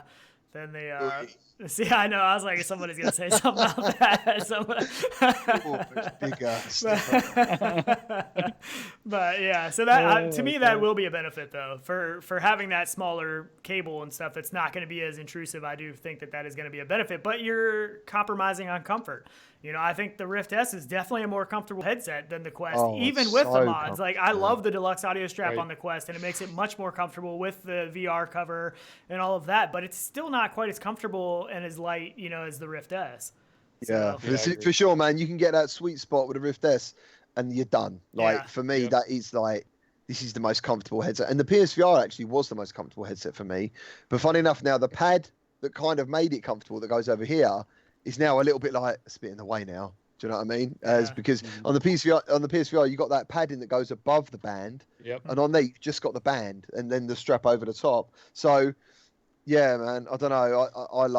I really, really, really like the Rift S. And, you know, when it comes to comfort. But I guess, like you were saying about the Vive thing, I'm assuming that it's like this cover where the rear pad is what takes the weight away. It forces it back more onto your head, so it takes it because it's the cheekbones for me where it hurts. Right, that's what helps. That's what I had. I had the same issue was the cheekbones with the regular strap, and this it's just I guess the way it sits on the back of your head, and you're able to tighten it down with that dial, and it just for some reason it takes that pressure off of my face. Well, you got a lot more weight out there too, you know, and we've talked about it on our show as well. Like they would have been smart to put the battery for the headset in the back to transfer some of that weight, get it off the front. They should have put, I mean, if you see the old Santa Cruz prototypes, they had the whole compute power on the back of the head strap. I'm not sure why they didn't stick with that. I feel like that would have made it so much more comfortable.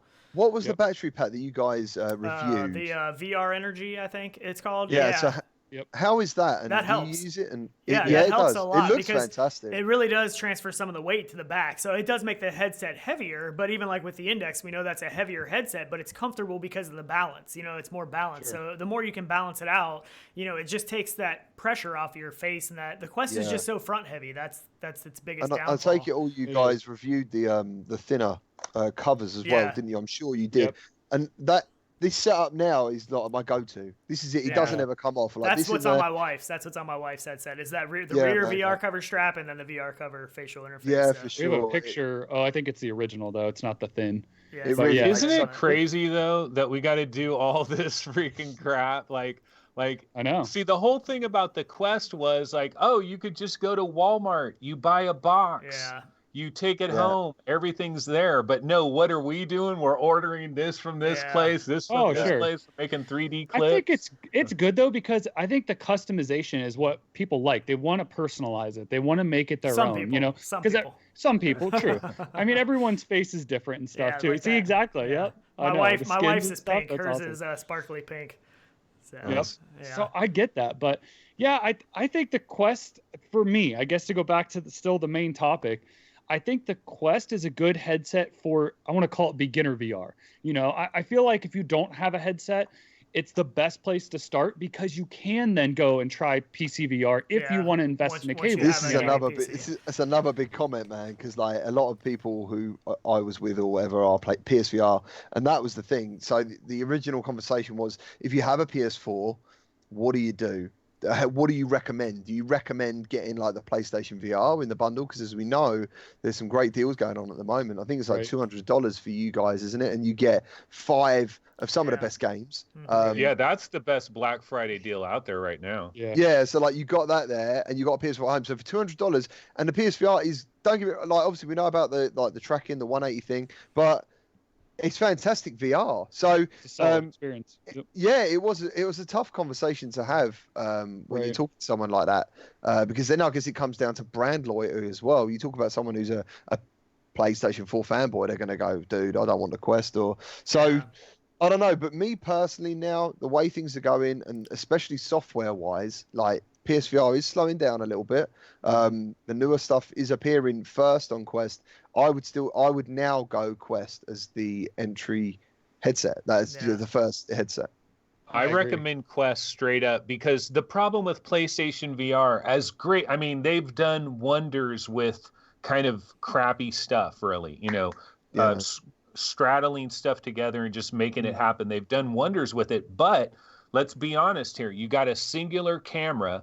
It's got a cone of vision. You got controllers that were never designed for VR in the first place. You get an Oculus Quest. Your controllers are freaking awesome. You've got the full movement and everything. There's no wires going anywhere. You don't have a processing box with like 7 little spaghetti wires going everywhere. I mean, that's one of the downsides. Yeah. These are the bane of PSVR, dude. Like seriously, like.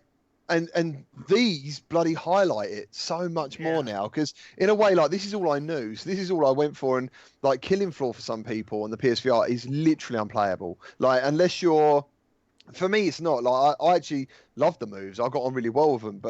And everyone's like, I wish I had joysticks. And I think Sony owe that to the owners, because that you know, there's a lot of them out there. They're solid. There's communities now.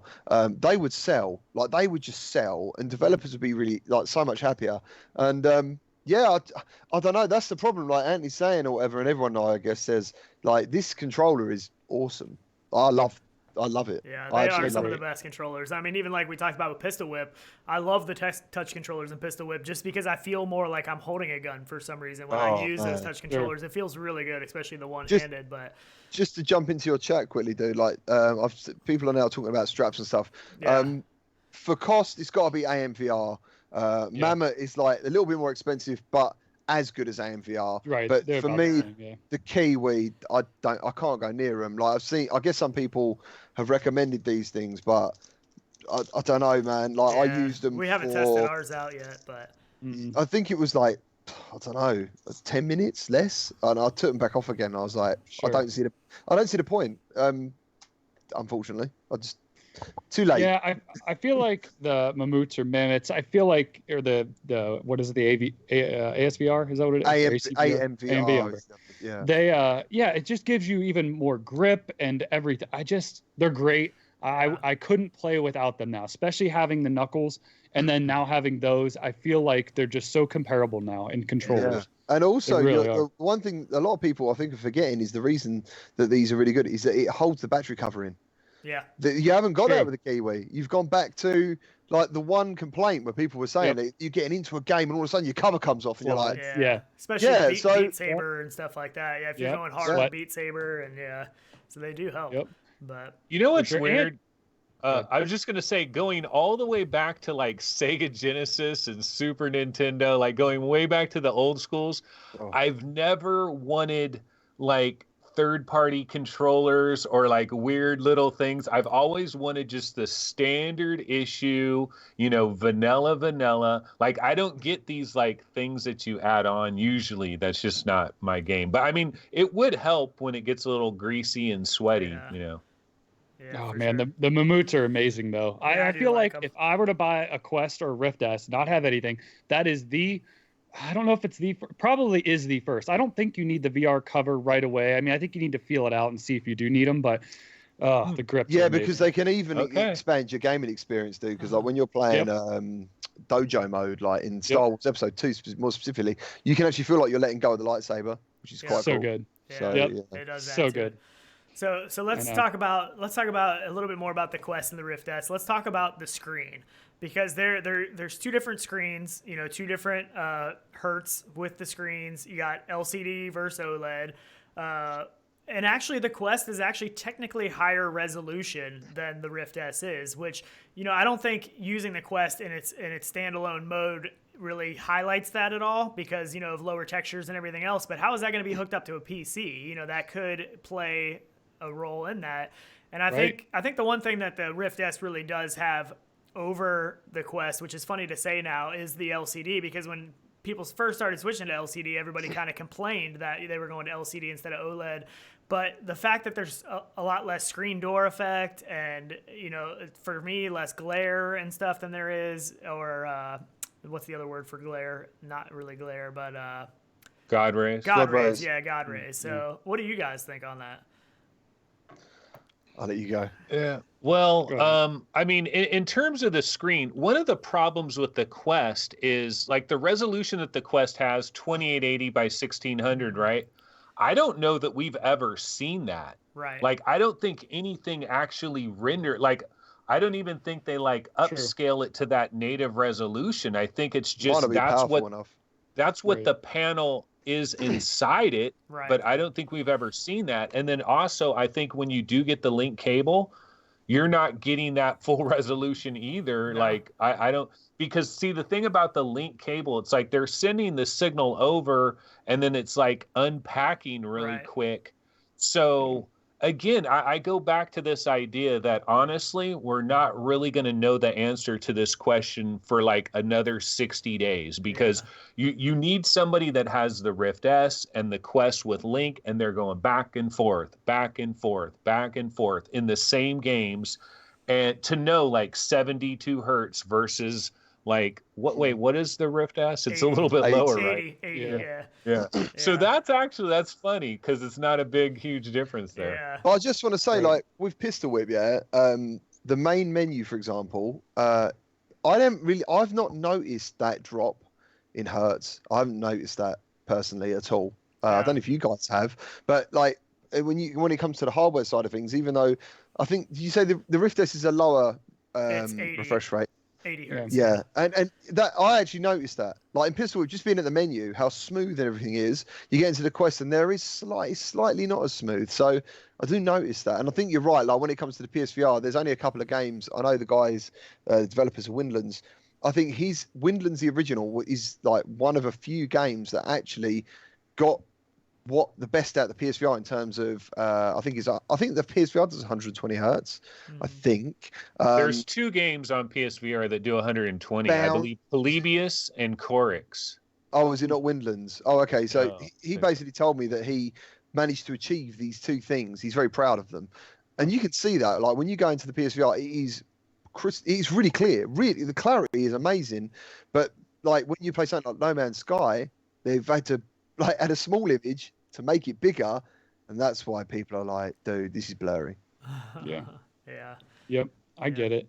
It's hard. It's a lot of processing power, and then to send all that over to the Quest on link cable and stuff too now, that just it's a lot. You're right about encoding it and stuff and sending it over on the cable and stuff and unpacking it. It's really hard to believe. You're going to lose stuff in it. It's hard to believe they're even able to do this over a USB 3 cable, to not have something hooked up to an HDMI or a display port as well as the USB. I mean, it's pretty magical that they're even able to do this, I think. So the Quest is magical, though. It really is. It really is. I mean, I was blown away by the Quest when we've been playing PC VR for a long time. So when this Quest got announced, and you got 72 hertz, a Snapdragon 835, I was like, this is going to be cool, but this isn't going to compare to PC VR. But I think it does. It's gonna be a mobile game. It's closer to PC VR than what I expected. I mean, I like Red Matter and stuff. A lot of those games, for those to play on the Quest and look that good, it is really, really impressive. So I think it's hard not to recommend, especially like you said before, somebody that doesn't have any VR. It's hard to not recommend the Quest because, like you said, you can upgrade. My thing, though, is if I have a PC that is capable of VR, even min spec, whatever that may be, what do you recommend? Because I feel maybe the Quest, if you want to play PC games and you want to play higher end PC stuff that you may not be able to experience on the Quest, do you just go get a Rift S then? Especially at this price point. Yeah. That's my thing. That's what I think you should do. Yeah. I think you should, because the problem with, like, you could say, buy a Quest because then you're getting an extra headset. You're getting standalone as a gift. But the problem is, like, the regular Joe Schmoes out there, how many of them are jumping on eBay and getting a deluxe audio strap? That's the thing, man. It goes back to the comfort. Yeah, I think I don't know if I said it last night or not, but like, if you got the Quest already, so you get the link cable, which I think is $75. Is it over your way or something? Yeah, 79. So I think actually it translates into English pounds the same. I think it's going to be 75, 80. And then you're spending at least 30, 40 pounds on add-ons. And still, even with the add-ons, you're still not getting to that comfort level of where, like, for example, I could be in VR for 8 to 10 hours sometimes, and I think that's what PC VR will do. Like, there's people out there that do 24-hour eye races, right? Do you know what I'm saying? Like, I agree. It's simulators, it's real stuff. And also, what about the specs of the PC for the link cable? Because not only is it running the game, it's doing a little bit extra because of the encoding it's got to do. So everyone I talk to, I'm like, dude, don't run to the CV1 specs. At least run to the at least run to the Rift S specs they're putting out. To be safe. Yeah. I was just gonna say one other thing about the link cable that I'm kind of curious about. Okay, so it's USB like 3.0, right, or whatever. So the question is, it's awesome, man. On your motherboard, what if you don't have legit USB 3.0? Because then, like, I know the Oculus cable, like if you order the Oculus link cable, it'll have the right connector on your, for your Quest, and then the other connector, like there's an adapter where it could just use like USB 2.0. But what about, like, if you're doing that, are you now getting less resolution?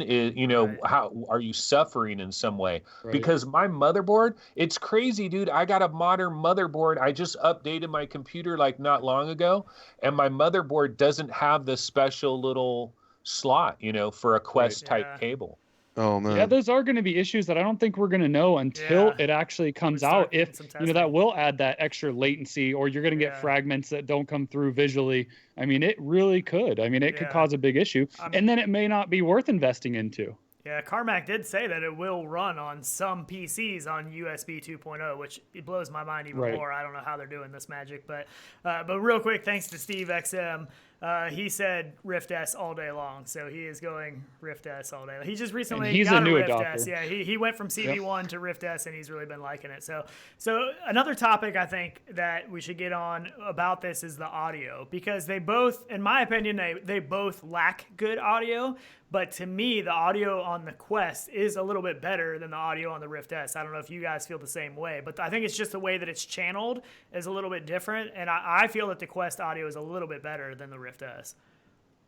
I can't really comment because I'm really impressed with the speakers on here, man. I love them. But you haven't tried the Index yet, right?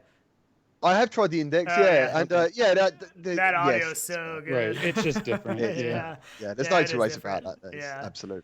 So but you still put on headphones though too, GT. Don't you? Oh no, that was not for playing. So what it is when I'm doing my thing, I have basically audio chat. Yeah, so that's I can hear them, but then I also have to have inner earphones underneath those headphones to hear my gameplay because otherwise I can't hear what's going on. So it's like it's a nightmare, mate. Right? Yeah, I know. It's got to be done. It's got to be done. Tough world for a streamer. I know. So this is actually what I run on my Rift S is the Mantis, the PSVR Bionic Mantis headphones. That's what I run on the Rift S, and then I have the deluxe audio strap on the Quest. But for me, I feel like the audio needs upgraded for a good experience. You know, certain But once games, again, so we're saying that again, it's just like transforming. Yeah, I agree. But I think out of the box, though, in my opinion, the Quest has a little bit better audio, just a little bit.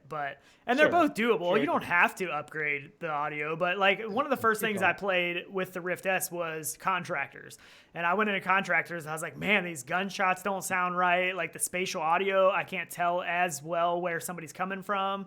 So for me, that was something that I was really lacking. But I mean, they're almost in the same department, I think, as far as audio, although the Quest is just a smidge better. But that could play into somebody's choice. I mean, with the accessories, I mean, you could have a quick $100 just in 3 accessories, you know, that's without ever buying a case for it if you wanted a case or anything like that as well. So it's tough. Or paying somebody to print 3D parts for you if you don't have a printer. Yeah. So I don't know. It's tough. And you could just buy a Rift S and put that $150 towards a gaming PC. You know, a cheap gaming PC on Black Friday might run you $600 or something. So it just depends what level of gameplay you want. You know, if you want to play those, you know, high-end, you know, maybe Medal of Honor or Stormlands, you know, stuff like that, then you may want to go Rift S, you know? Yeah, and just to say, man, like, as I said, I've used, like, the PSVR, the Rift, and all that. Like, when I got my Rift S and I went into Oculus Home, first of all, I was like, wow. It actually looked, I know it's not, but it looked almost double,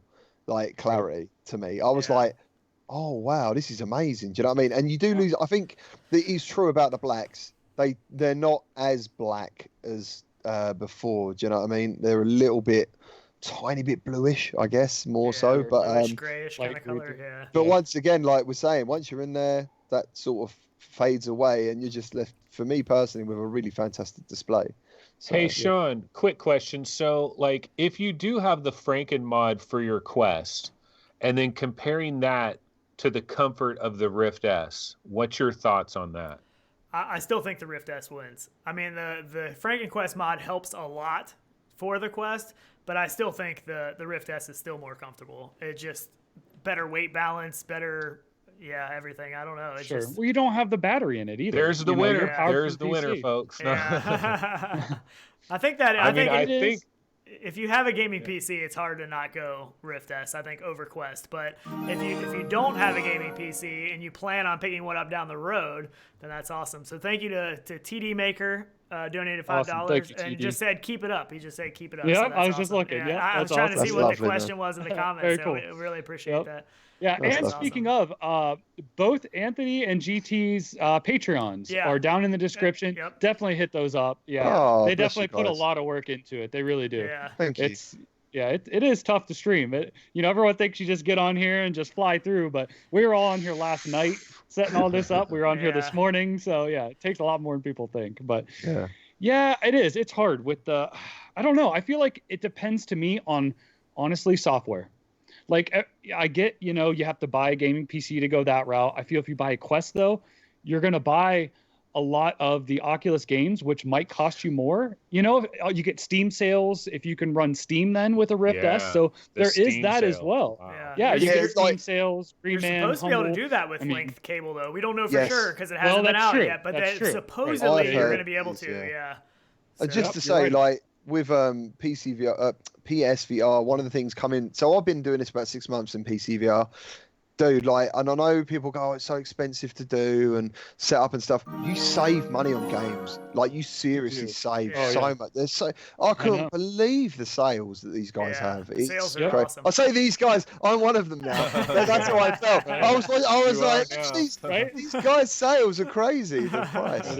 Well, that was Jason Kute. I don't know how to say his last name for sure. That is the developer of Drop In. He's the one working on Drop In as well as some other games that look really good. So he's adding to the link cable fund, so that's awesome. We'll probably spend a decent amount trying to figure out which cable's going to work before we can actually order the real one. So I know you just need about 9 more of those, and you'll be good. yeah, right. I know. We actually did contact a company that we knew does make fiber optic cables. They were one of the first companies to develop one of these fiber optic cables, and they actually never got back to us because we wanted to quote them, see if they could make us 100 units, that we could hook up with like you guys. Like if you wanted one, just rendered reality link cable. Yeah, there you go. We just wanted to do it in the hands of everybody, but it's too bad because the transfer speeds on those, what was it, Sean? They can go up to like, I forget, like 100 yards or 300 meters or something ridiculous and carry like 100 gigs at that and distance. I think that's why they're going to the fiber optic is because of the length. That link cable is going to be 15 feet, I believe. So that's a pretty long way to travel that much information. So I'm guessing those people weren't interested in a 100 unit order. They probably are used to like 500,000 unit orders or something. They're like, who are these guys?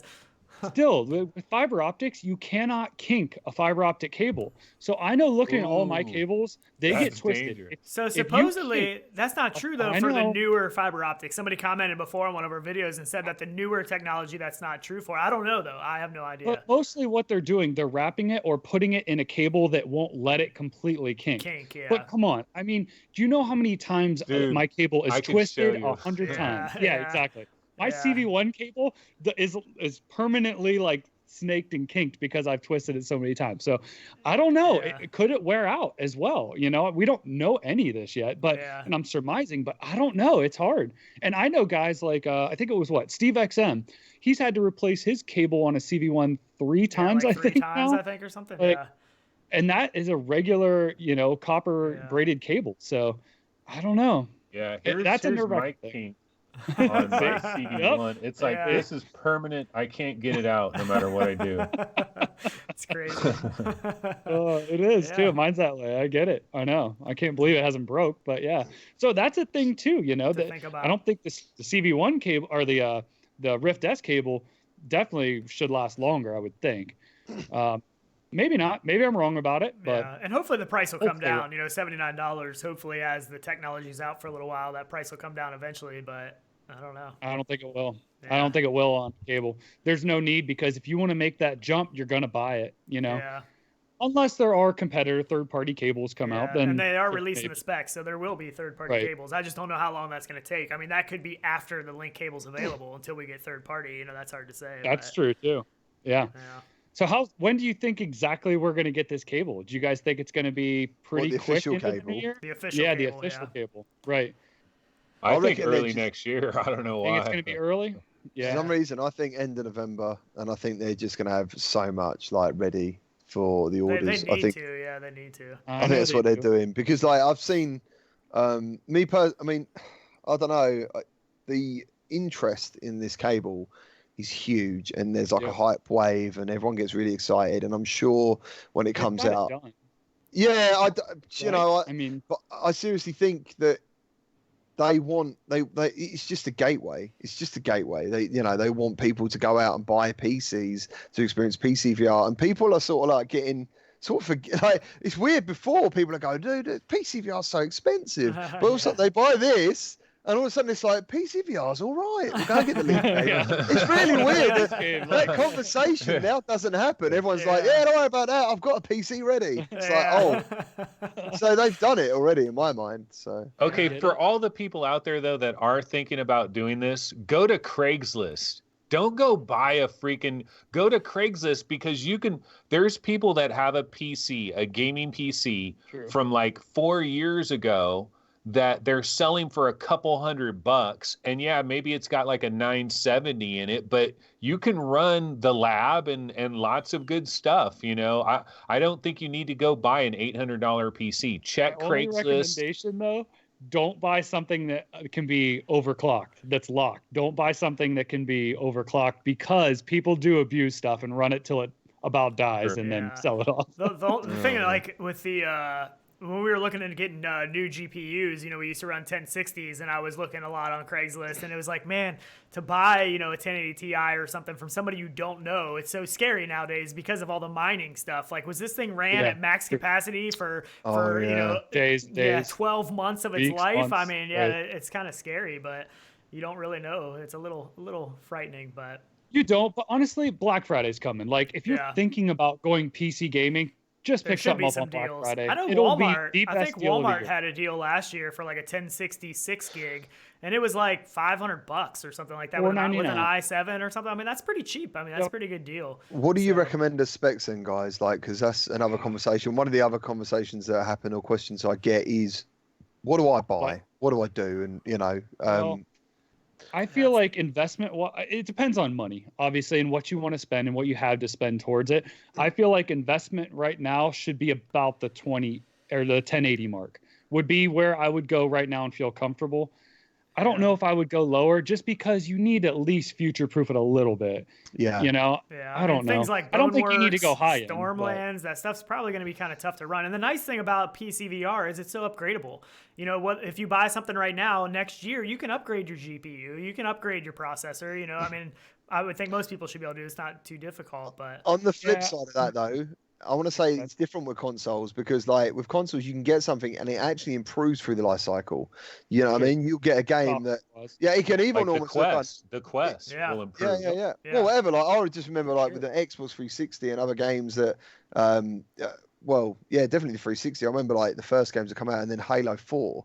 It looked amazing, like proper amazing near the end of the life of it, and I'm like. And what is it's because of optimization, the hardware's not changing, so they can get these tricks done. So, and that's where I was originally scared away from PC because the first one I bought was for Half-Life 2. I didn't know what to buy, and I just went into the shop and I looked on the back of the box. I was like, all right, I need this. I need an ATI Radio 800, 9800 XT or whatever, and that's what I bought. I said to the guy, build that. I want this. I want this game. I want Half-Life 2 to run as well as this, and that's what I did. And it's quite disheartening back then, and I guess maybe, and apparently this is what's happening, things are slowing down a bit, improvements are slowing down, which is great because if you're jumping on now, chances are the hardware you're buying now will last longer. But I remember having everything on like high, and Far Cry come out and Doom 3 all on high, all looking like next gen, and then like a year later that's not happening.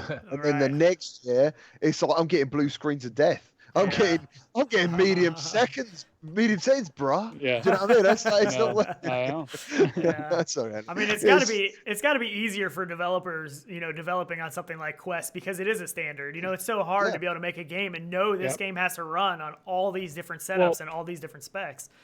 So Jason in chat, the developer of Drop In and Day to Night, he said he actually devs on a 1050 Ti, I think it is. Yeah. Because that sets his baseline. If he can develop it's only going to get better. Run it on that. Yep. Then everybody can run it basically. That's a good idea. That's a really good idea. Everyone else is developing on the best headsets, the best of everything. Yeah. He keeps it min and then knows that now everybody's going to be covered basically. So it's a different way to think of it. That's pretty cool. Yeah. You know what's an interesting question is like, so we're talking about Steam, right? So if you have an Oculus Quest and you get the link cable, supposedly you will be able to get into Steam. I don't know about Viveport or whatever, but you will be able to get into Steam. But here's the question is like, I know from experience that if I'm playing an Oculus game in the Oculus software, I get better performance, asynchronous space warp and all that type of stuff. And there's a price that you pay if you get out of the Oculus system and you go over to Steam. Now you need just a little bit more power to do the same exact thing, I feel. Well, and so when we do the link running, cable, you're running both softwares. You're running Oculus and you're running Steam. I noticed that, man, with Grand Theft Auto, the VR mod, like because you have a choice, I think, whether to run it on Oculus or Steam or something. And I basically started off, messed it right up. I went automatically through going through Steam for doing it, and then through Oculus, and then because Oculus has to start for Steam, and then my GPU rocketed, like it went up to like 98% and stuff, and my fans are kicking off. I've never even heard them working. I was like, what the hell is going on? Do you know what I mean? So, it's about to blow up. yeah. So how does your setup do that, Anthony? You have a 1080 Ti. So if you run something on Steam, does it struggle almost everything, or how's it? No. It's just like Asgard's Wrath, for example. Like, you're saying that for you, the Valve Index is your baby, so you're using the Valve Index for everything.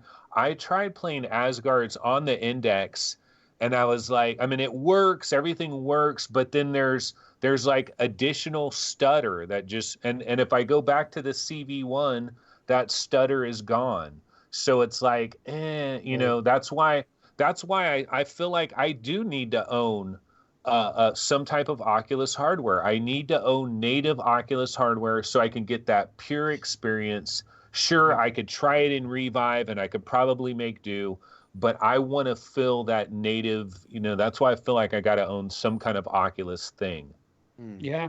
Oculus has it going on, I think, because you can kind of use everything. You can run Steam if you want to, or just stay in the Oculus ecosystem if you really wanted to. It's definitely the simplest way to go. There's no way around that. Oculus hardware is the simplest setup, simplest thing to play everything. It'll play anything you want to play pretty much, where, the Index and the Cosmos and stuff, there's still so many things that aren't supported by either the controllers or, whatever, that it is kind of a pain. And that was one of the things I hated so much about the Cosmos right off the bat, is I couldn't play anything.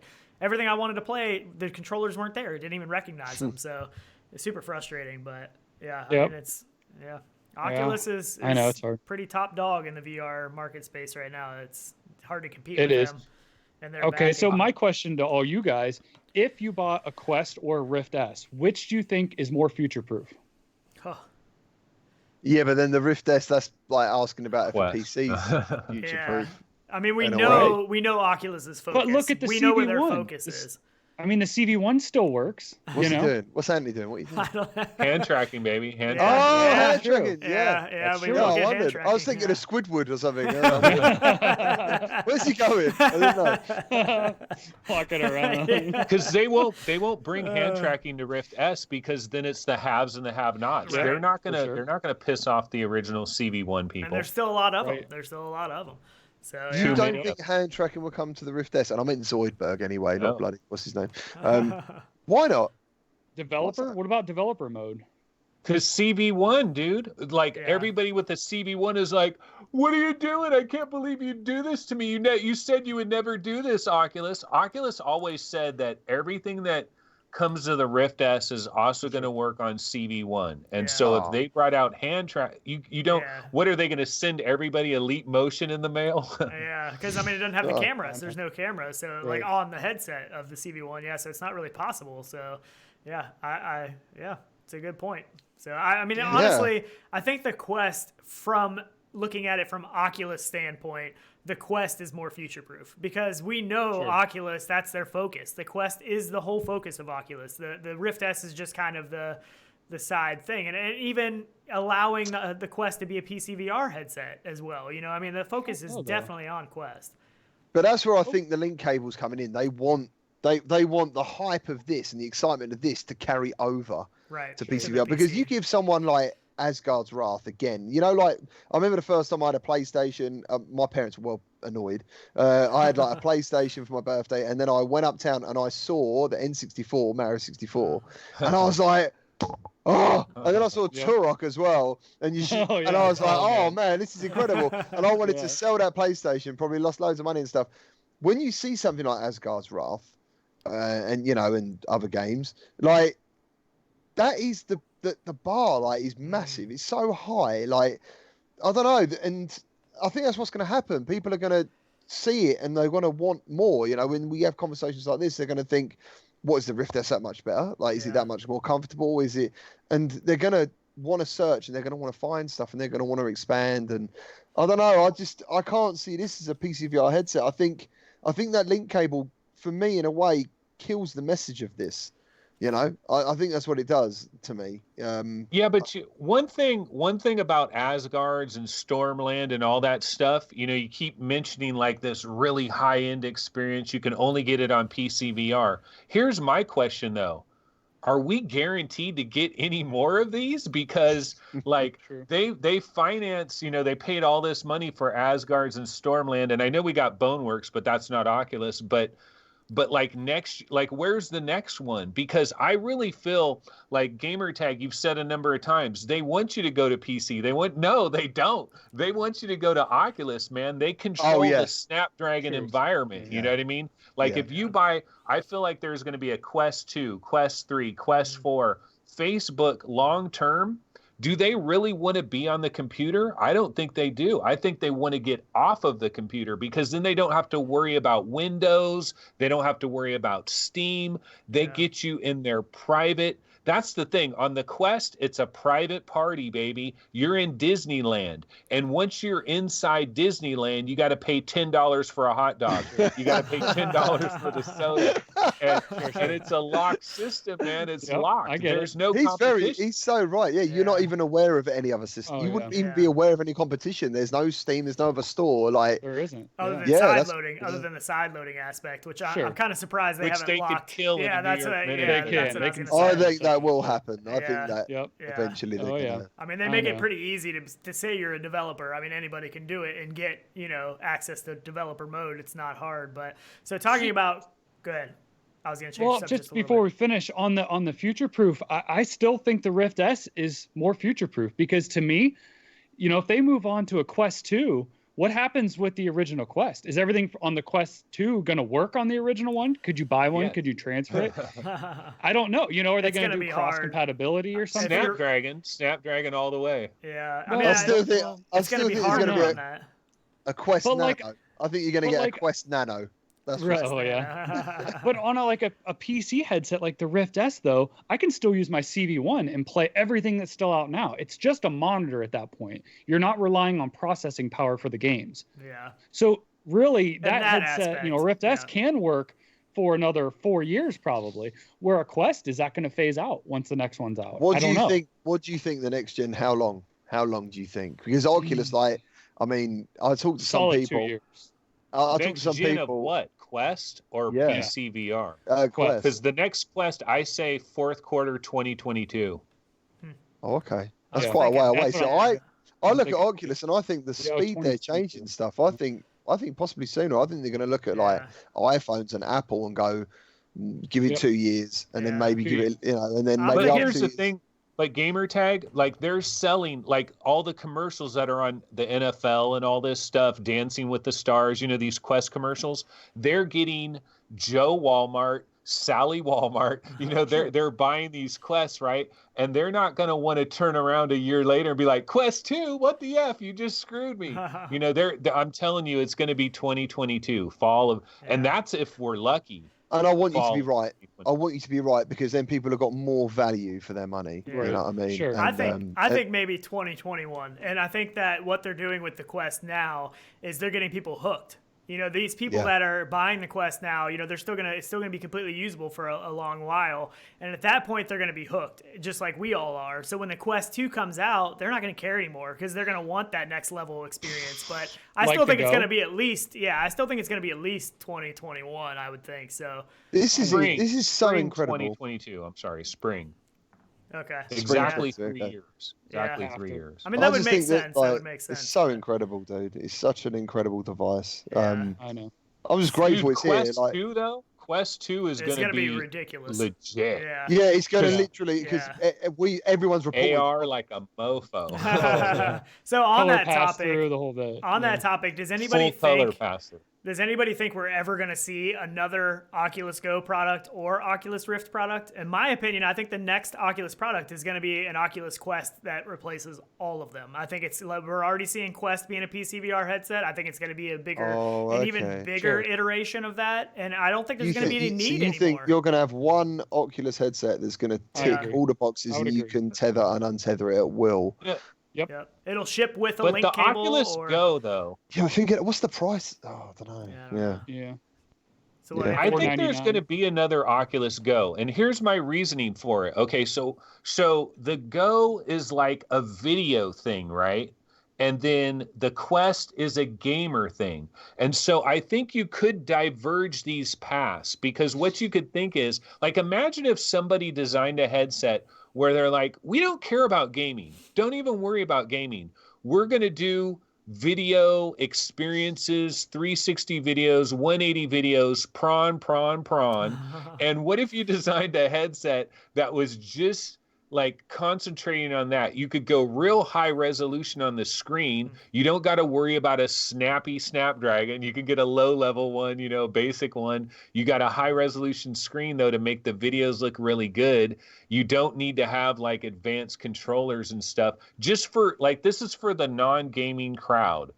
So could there be somebody that they don't care about games. They have no interest in games, but they want to watch like NFL in 180 degrees or something. I don't know. I'm thinking. So for me, I think it's a jump off. I think people don't realize they want to experience tracking games experiences until they try it. So I feel like by separating that, they're going to lose on that market of people like, hey, I want to try this or I want to try that.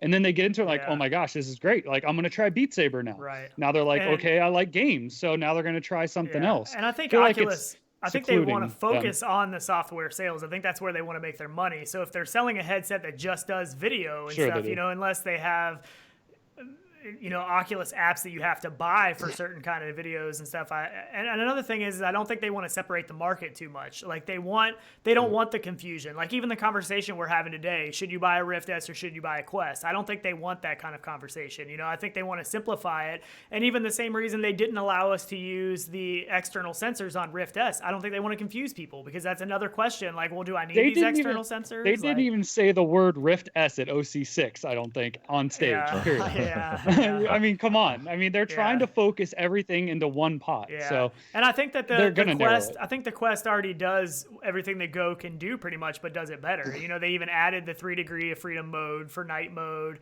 and stuff like that. And I think a Quest 2, I think we're going to get those higher resolution screens that are going to look better for video. So I don't know. I mean, but the Quest 2 is going to be $400. Quest 3 is going to be $400. Don't they eventually need like $199 for like Joe Walmart and, like for the mass market people? Also, one other thing we need to consider here, folks, is we're all about gaming. Like we love gaming.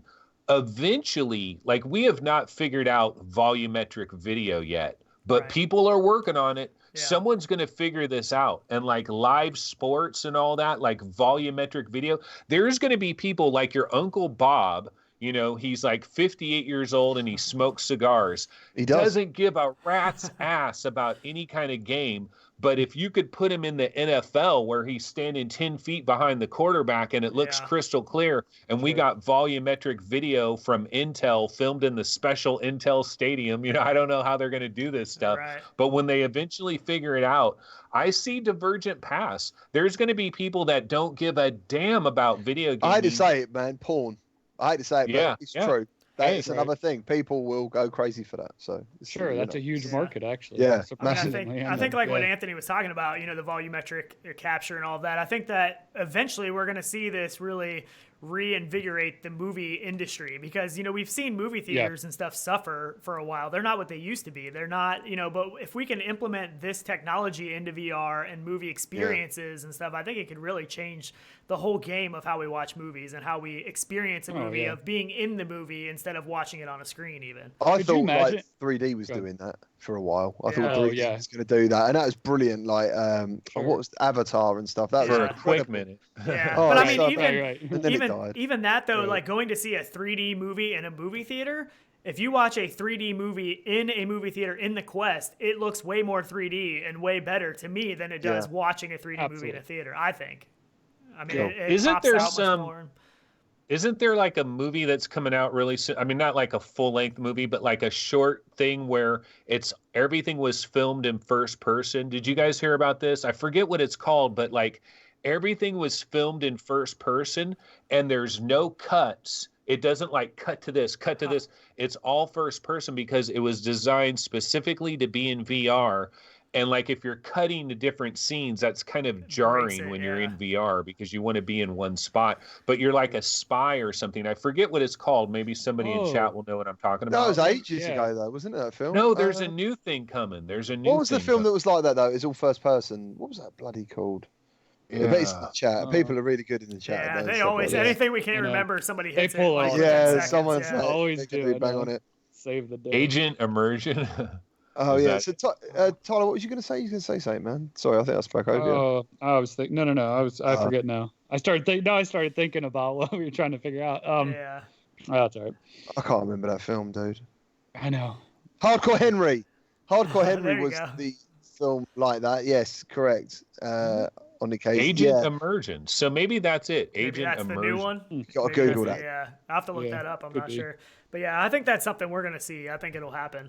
I think it'll be really cool. That's what I was gonna say. The developer or the not developers, the directors for these movies are shooting these inside of VR now. Yeah, so could you imagine what it's like for them to be inside that and see this whole scene in VR okay, I'm going to move the camera over here. Like they're living that. Yeah. And they have to have a feel for that. And that's probably why they're using it. It has to be. Yeah, well, John, it cuts down the time that it takes to produce a movie by quite a bit, they say too. So.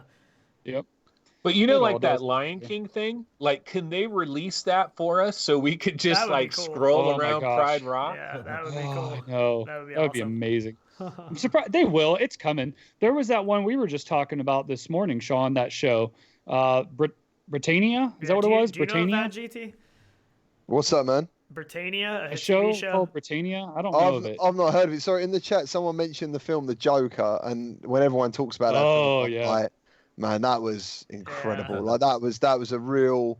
I come out of the cinema and I actually thought, was that the best film I've ever seen? I wasn't sure. Right. It sounds the crazy. The of it, like the feel of it and everything. Like, it's amazing. Yeah. Absolutely amazing. So, Sorry. No, I haven't heard of that. Apologies.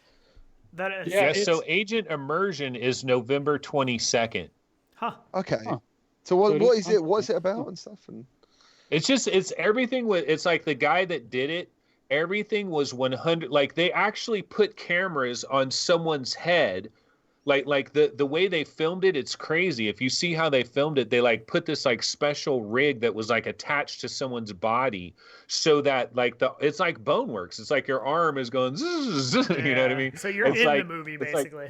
You're physically in the movie. Like that sounds cool. So I wonder if that has any implications as far as motion sickness for people. I mean, is he in the movie? If he's walking through scenes and stuff, I wonder if that'll have any impact. Well, the key is they didn't want to do cuts. They didn't want cuts because if you see, the thing is in VR, if you start doing cuts, then it's like, oh, now I'm over here. Yeah. Oh, because it takes you like 3 seconds to adjust. Yeah, right. So it'll be interesting to see. That's really cool. I definitely have to look into that. I'll say that about games though, dude. Like sometimes in a game you don't need to necessarily touch a bit of dialogue. You can actually just nod your head to say yes or no. Sure. Yeah. I think that makes a big difference in games. You know. Yeah. Have you guys tried that thing Amaze 3D? Have you guys tried any of like their choose your own adventure, almost porn but not quite things? Well, they have that in like Amaze, the Amaze app. Is that like what you're talking about? Yeah, that's what you're saying.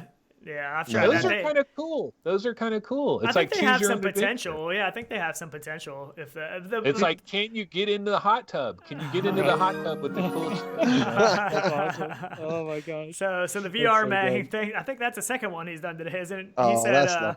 He said, please do this get together more often. Great chemistry. So it's actually been a ton of fun. I knew it was going to work. Well, we usually try to go for like anywhere from an hour to an hour and a half, and I don't even know how long we've been going now. This might be our longest show ever. So yeah. But, okay, have you guys seen Mr. Robot, the show? Some of it. Have you guys seen that? Yeah. Okay. So there was, and I can't remember what it was on. It might have been on like a Gear VR beta or something. They had an experience it was a VR, I think it was VR 360. I think it was VR experience. When they shot that show, there was a floating camera like above the room, and you could watch them acting out the scene. Yes. Unbelievable. That was so cool. Yeah, and it was because that show is a dark show as it is. And like you would come in and it was like real creepy and eerie in these nasty apartments they were in. And it's like you could look around and see them acting it out. And unbelievable. I loved that. So if they could recreate that for a whole episode, I would have watched that a whole season that way. It was so cool. Yeah. I can't wait till we have series actually then in VR. Yeah. That would be amazing. Oh yeah, for sure. Yeah, we talked about series earlier about me stepping away from them, but if you put me in VR, I'll probably come back. I know. Yeah.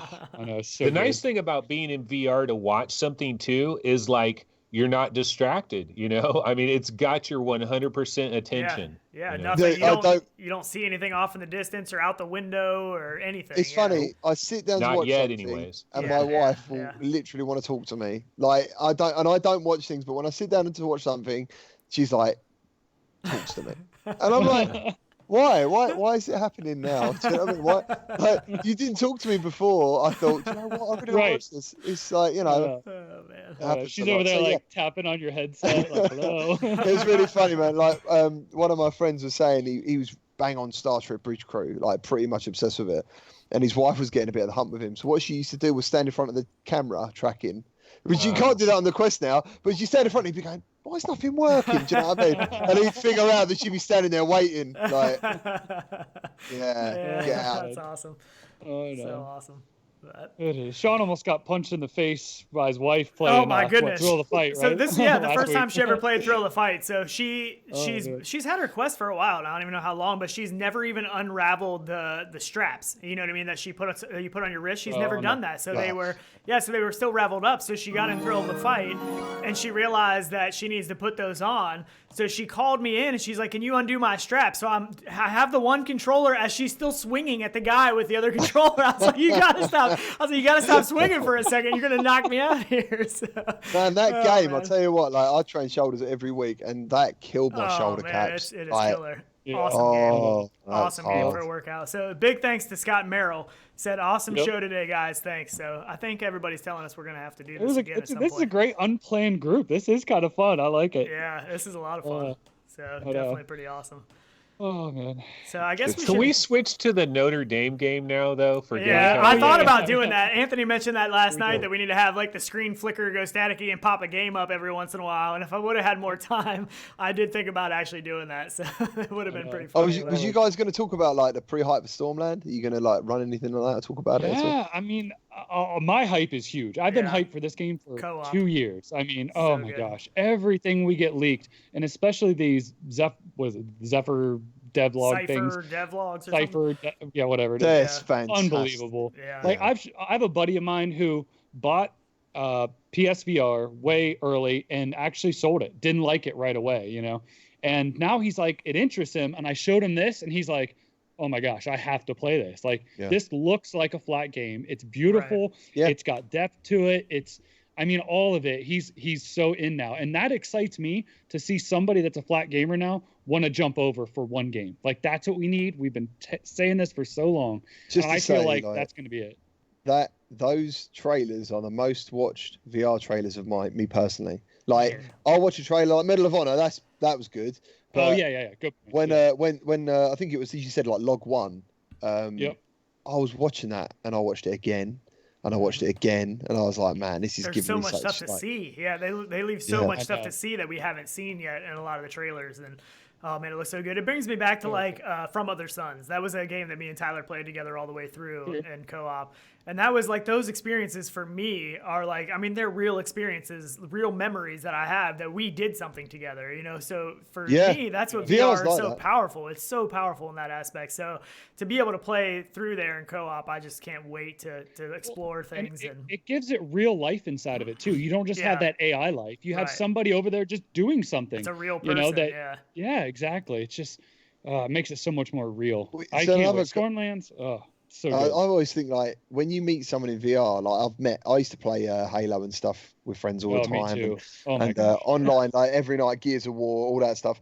And I met someone from our group in real life, and it's quite a weird experience. I think even though you've got that voice, but in VR, I think it's a bit different when I've met someone who I've met in VR and then met him in person, because I feel maybe because of I don't know, the way you talk, the expressions you're making, interactions, whatever it is, like just the way you speak, for example. And you look over and you see them, you know, even though it's not them, their actual physical body, you still look over and interact with them in the game, and it really does. There's a lot more, I think, like of a chemistry connection in VR when you're with somebody. Not to sound weird or anything, but there really is. Like, just wait till we have the eye tracking and the advanced Facebook avatars, that's that gonna be is going to so be weird. a game changer. It's gonna be so weird. That'll be really. I mean, I think it's gonna be hard to differentiate a real memory from a VR memory with somebody when that stuff happens. Maybe it won't matter. Yeah, we'll just be jacked in all the time.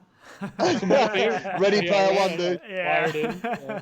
My favorite experience with a person was Greg's VR. He, been on our Discord and stuff for a long time. That's how I always knew him. Then the one time we got in and played Poker Stars together, and we went in, and he was fully dressed up, gold jewelry on everything, gold necklace. That is how I remember him in my head now. Like, that's burnt in. When you meet him, you're going to be like, where's all the blink? I know. Where's all the blink? It's so funny, though. I just love, like, everyone's, and avatars are fun, too, because you can be who you want to be, just like in the Oasis, like, the Oasis movie, from Ready Player One. In VR chat, man. In VR chat. Yeah. Oh, yeah. True. I was Sephiroth from Final Fantasy. I become who else was I, man? I was Optimus Prime. You can transform into a truck. That was pretty cool. Oh, that's cool.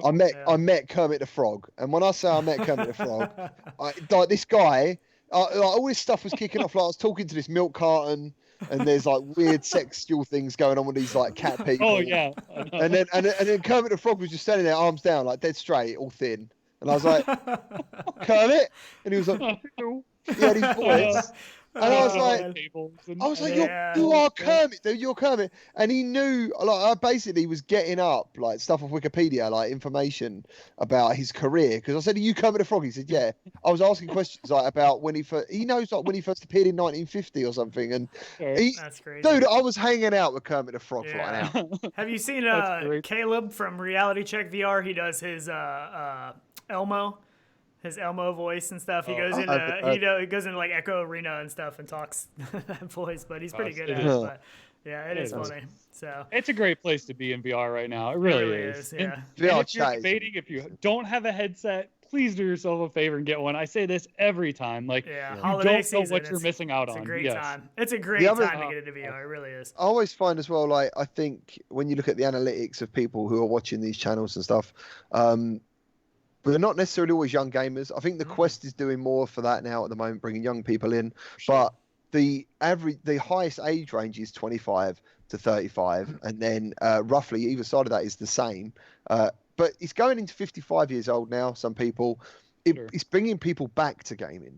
Do you know what I mean? I was losing passion, and it was certain brands or whatever you want to call them, series, like I was enjoying still, but. And I was thinking, why am I not getting excited anymore? Like, why am I not feeling that excitement when I was a kid? And then I remember trying virtual reality for the first time, and I thought, this is it. Like, this is what I've been waiting for. That next thing, and that's all it needs. And that's why the Quest is so amazing, because you can just take that to a party, to an event, and just go, have a quick go on this, and that's what it's all about. Yep. I think the flat gaming world has kind of peaked. Like there's only so much they can change in that world where VR is so young. How many Call of Duties? Yeah, could be out, VR that are different. Yeah, it's so young that we haven't even tapped the potential. I still don't think we're ready though for like our full mainstream VR moment. Like I don't think we're quite ready for that yet. I would love it. I wish it was right now, but I don't see. I think part of the problem is like you put on a VR headset. And I still feel like the FOV that we got and like our bodies aren't in VR yet.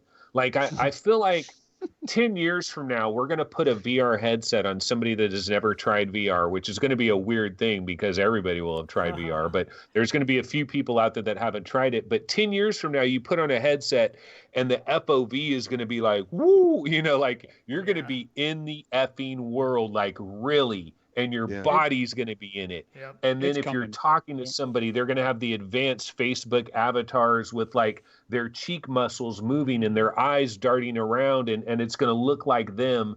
And that's when VR is going to take over the world. I really feel like it is just going to be incredible, but I don't think we're there yet. It might be like Quest 3. Right. And by then, I think we're all going to look like four wizards. There's going to be like cobwebs everywhere. Right. I think VR is the closest we're ever going to get to being able to teleport, especially once the technology is like where Anthony's talking about. I mean, that's really close to teleporting. It really is. I mean, it's pretty crazy. It's a pretty wild thought, But we should probably wrap up here.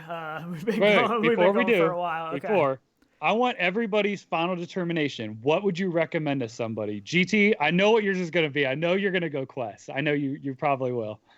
What? But it's a headset. Go to which headset. Quest. So is this a first headset? Quest. I don't know. I mean, I think in general. I think just for cost. Just for cost. Yeah. And all the software that's on it, like as I said earlier, Pistol Whipped is only a game, and we all talked about that. But when I think of the experiences of what's on offer, and the controllers and the tracking, the 360ness, the ease of use, it would definitely be the Quest for me. Yep. Anthony, what do you think? If you have a legit gaming PC, I would say Rift S. If you don't, Quest. Yeah. Yep. I'm kind of the same. I'm kind of the same boat as Anthony. If you have a gaming PC, and if just a generalized question, I would answer Quest, because I'm going to assume that most people aren't completely consumed by VR like we are. So I'm going to assume that, they don't have a gaming PC and all that stuff. And if this is their first headset, I think it's a great headset. It's very versatile. You can do all kinds of stuff mobile, as far as watching TV, movies, playing really good games that are out on the Quest that keep getting better, as well as down the road, or now if you're capable of having a VR PC, and you can do the PC stuff. So you're not really missing a whole lot of any aspect. There might be a little bit of degradation with the Quest, hooked up to a PC compared to a Rift S, but you're not, with the Quest right now, you're not missing anything. You got some comfort mods. You might have to do a little bit extra money, but you really don't have to. You get a lot for a $399 price tag. You really do. Did you also feel like when you got the box of the Quest, it felt like you was getting a games console? Yeah. That's what it felt like to me, which is weird. And like when I done a little unboxing video of the Rift S, you sort of feel like, where is everything? Where is it? It's like you just get a plug, the headset, and 2 controllers. It's like, I'm not used to this. Yeah. Where is the stuff? Do you know what I mean? Right. I know. It's crazy. I know. Yeah. I guess for me, I'm going to have to go Quest. I think my favorite part is the ability, and even though it's on your head and you're by yourself, the ability to share it and to let other people try it and to give them those first-time experiences. I think that is my favorite part, is sharing. Yeah, it really is. It fills me with joy, dude, watching someone look completely stupid with a lightsaber. It's amazing. It's amazing. I know. My favorite thing still is I let some people try it one time, the Richie's Plank experience. Yeah, that's the best. And people were trying it. Nobody had tried or seen VR. And the first guy had it on, and they're like laughing, like, this can't, he's joking, like he's faking it, that he thinks it's that real. Yeah. And then they try it and they're like froze. And it's like, yeah, I get it. This is real. And everyone comes out of it just like mind blown. And that's my favorite part right there. Yeah. And another thing I think to add is, like, if you're going to give someone an experience, you've got to be quite responsible with what you put them in, because I've done that. Like my missus' sister, she loves horror films. Like, she finds them funny and she enjoys it. She's not scared by anything. So anyway, I was like, oh, do you want to try the kitchen demo? And dude, I reckon she lasted 30 seconds, and she's never used VR since. Yeah. Do you know what I mean? You got to be careful. It is true. Very good point. Very good point. Oh man, I know. But, all right. Yeah. Well, I guess we'll end it on that note. We definitely appreciate you guys coming on. This has been actually a ton of fun. It's been a lot of fun. I seriously feel like I could go all day. Yeah. If I had more coffee and my coffee cups weren't empty, I could go all day. Man. If I was just pissing in a bag or a bottle, I'd be all right. Exactly. That's where I'm at right now too. I've had way too much coffee today. Right. I've got like 9 VR games to play still today. Yeah. It's Christmas right now. I actually played a little bit of Pistol Whip myself before we got on. I was playing it on the Quest, so. That game. I will play some more. I will be playing some more. So. Me too. That's my go-to. So we definitely appreciate it. We definitely appreciate everybody in chat. I'm sorry we didn't get to read a lot of that. It was it's kind of crazy with 4 people. Yep. But I know there was a lot of good stuff in chat. I'll probably read through later. We definitely appreciate the super chats that came through. It means a lot. So we definitely appreciate it. And hit up these guys' Patreons. Yeah, their Patreons, and I think it's not just us. Channel link should be in there too. Their YouTube channel link should be in there. Yep, so absolutely. Make sure you hit them up. It's been awesome. We will definitely have to get together again. It's been a lot of fun, and hopefully we'll all meet each other in person someday at like OC 8 or 9 or 10 or something. Yeah, absolutely. Hell yeah. Yeah, man. Awesome. I got the invite, but I just couldn't. Yeah, we couldn't go. I know. That's how we were too. I know. This year's been crazy for us with moving and stuff. So, but definitely appreciate it. Been awesome. Been a lot of fun. And let us know what you guys are picking up this holiday season. Definitely curious to see. Limbo Zero, yes. Yep. No. Awesome. All right, guys. Well, thanks a lot, and we will see everybody later. Yep. All righty. Take it easy. Later, guys. Thank you. Bye bye.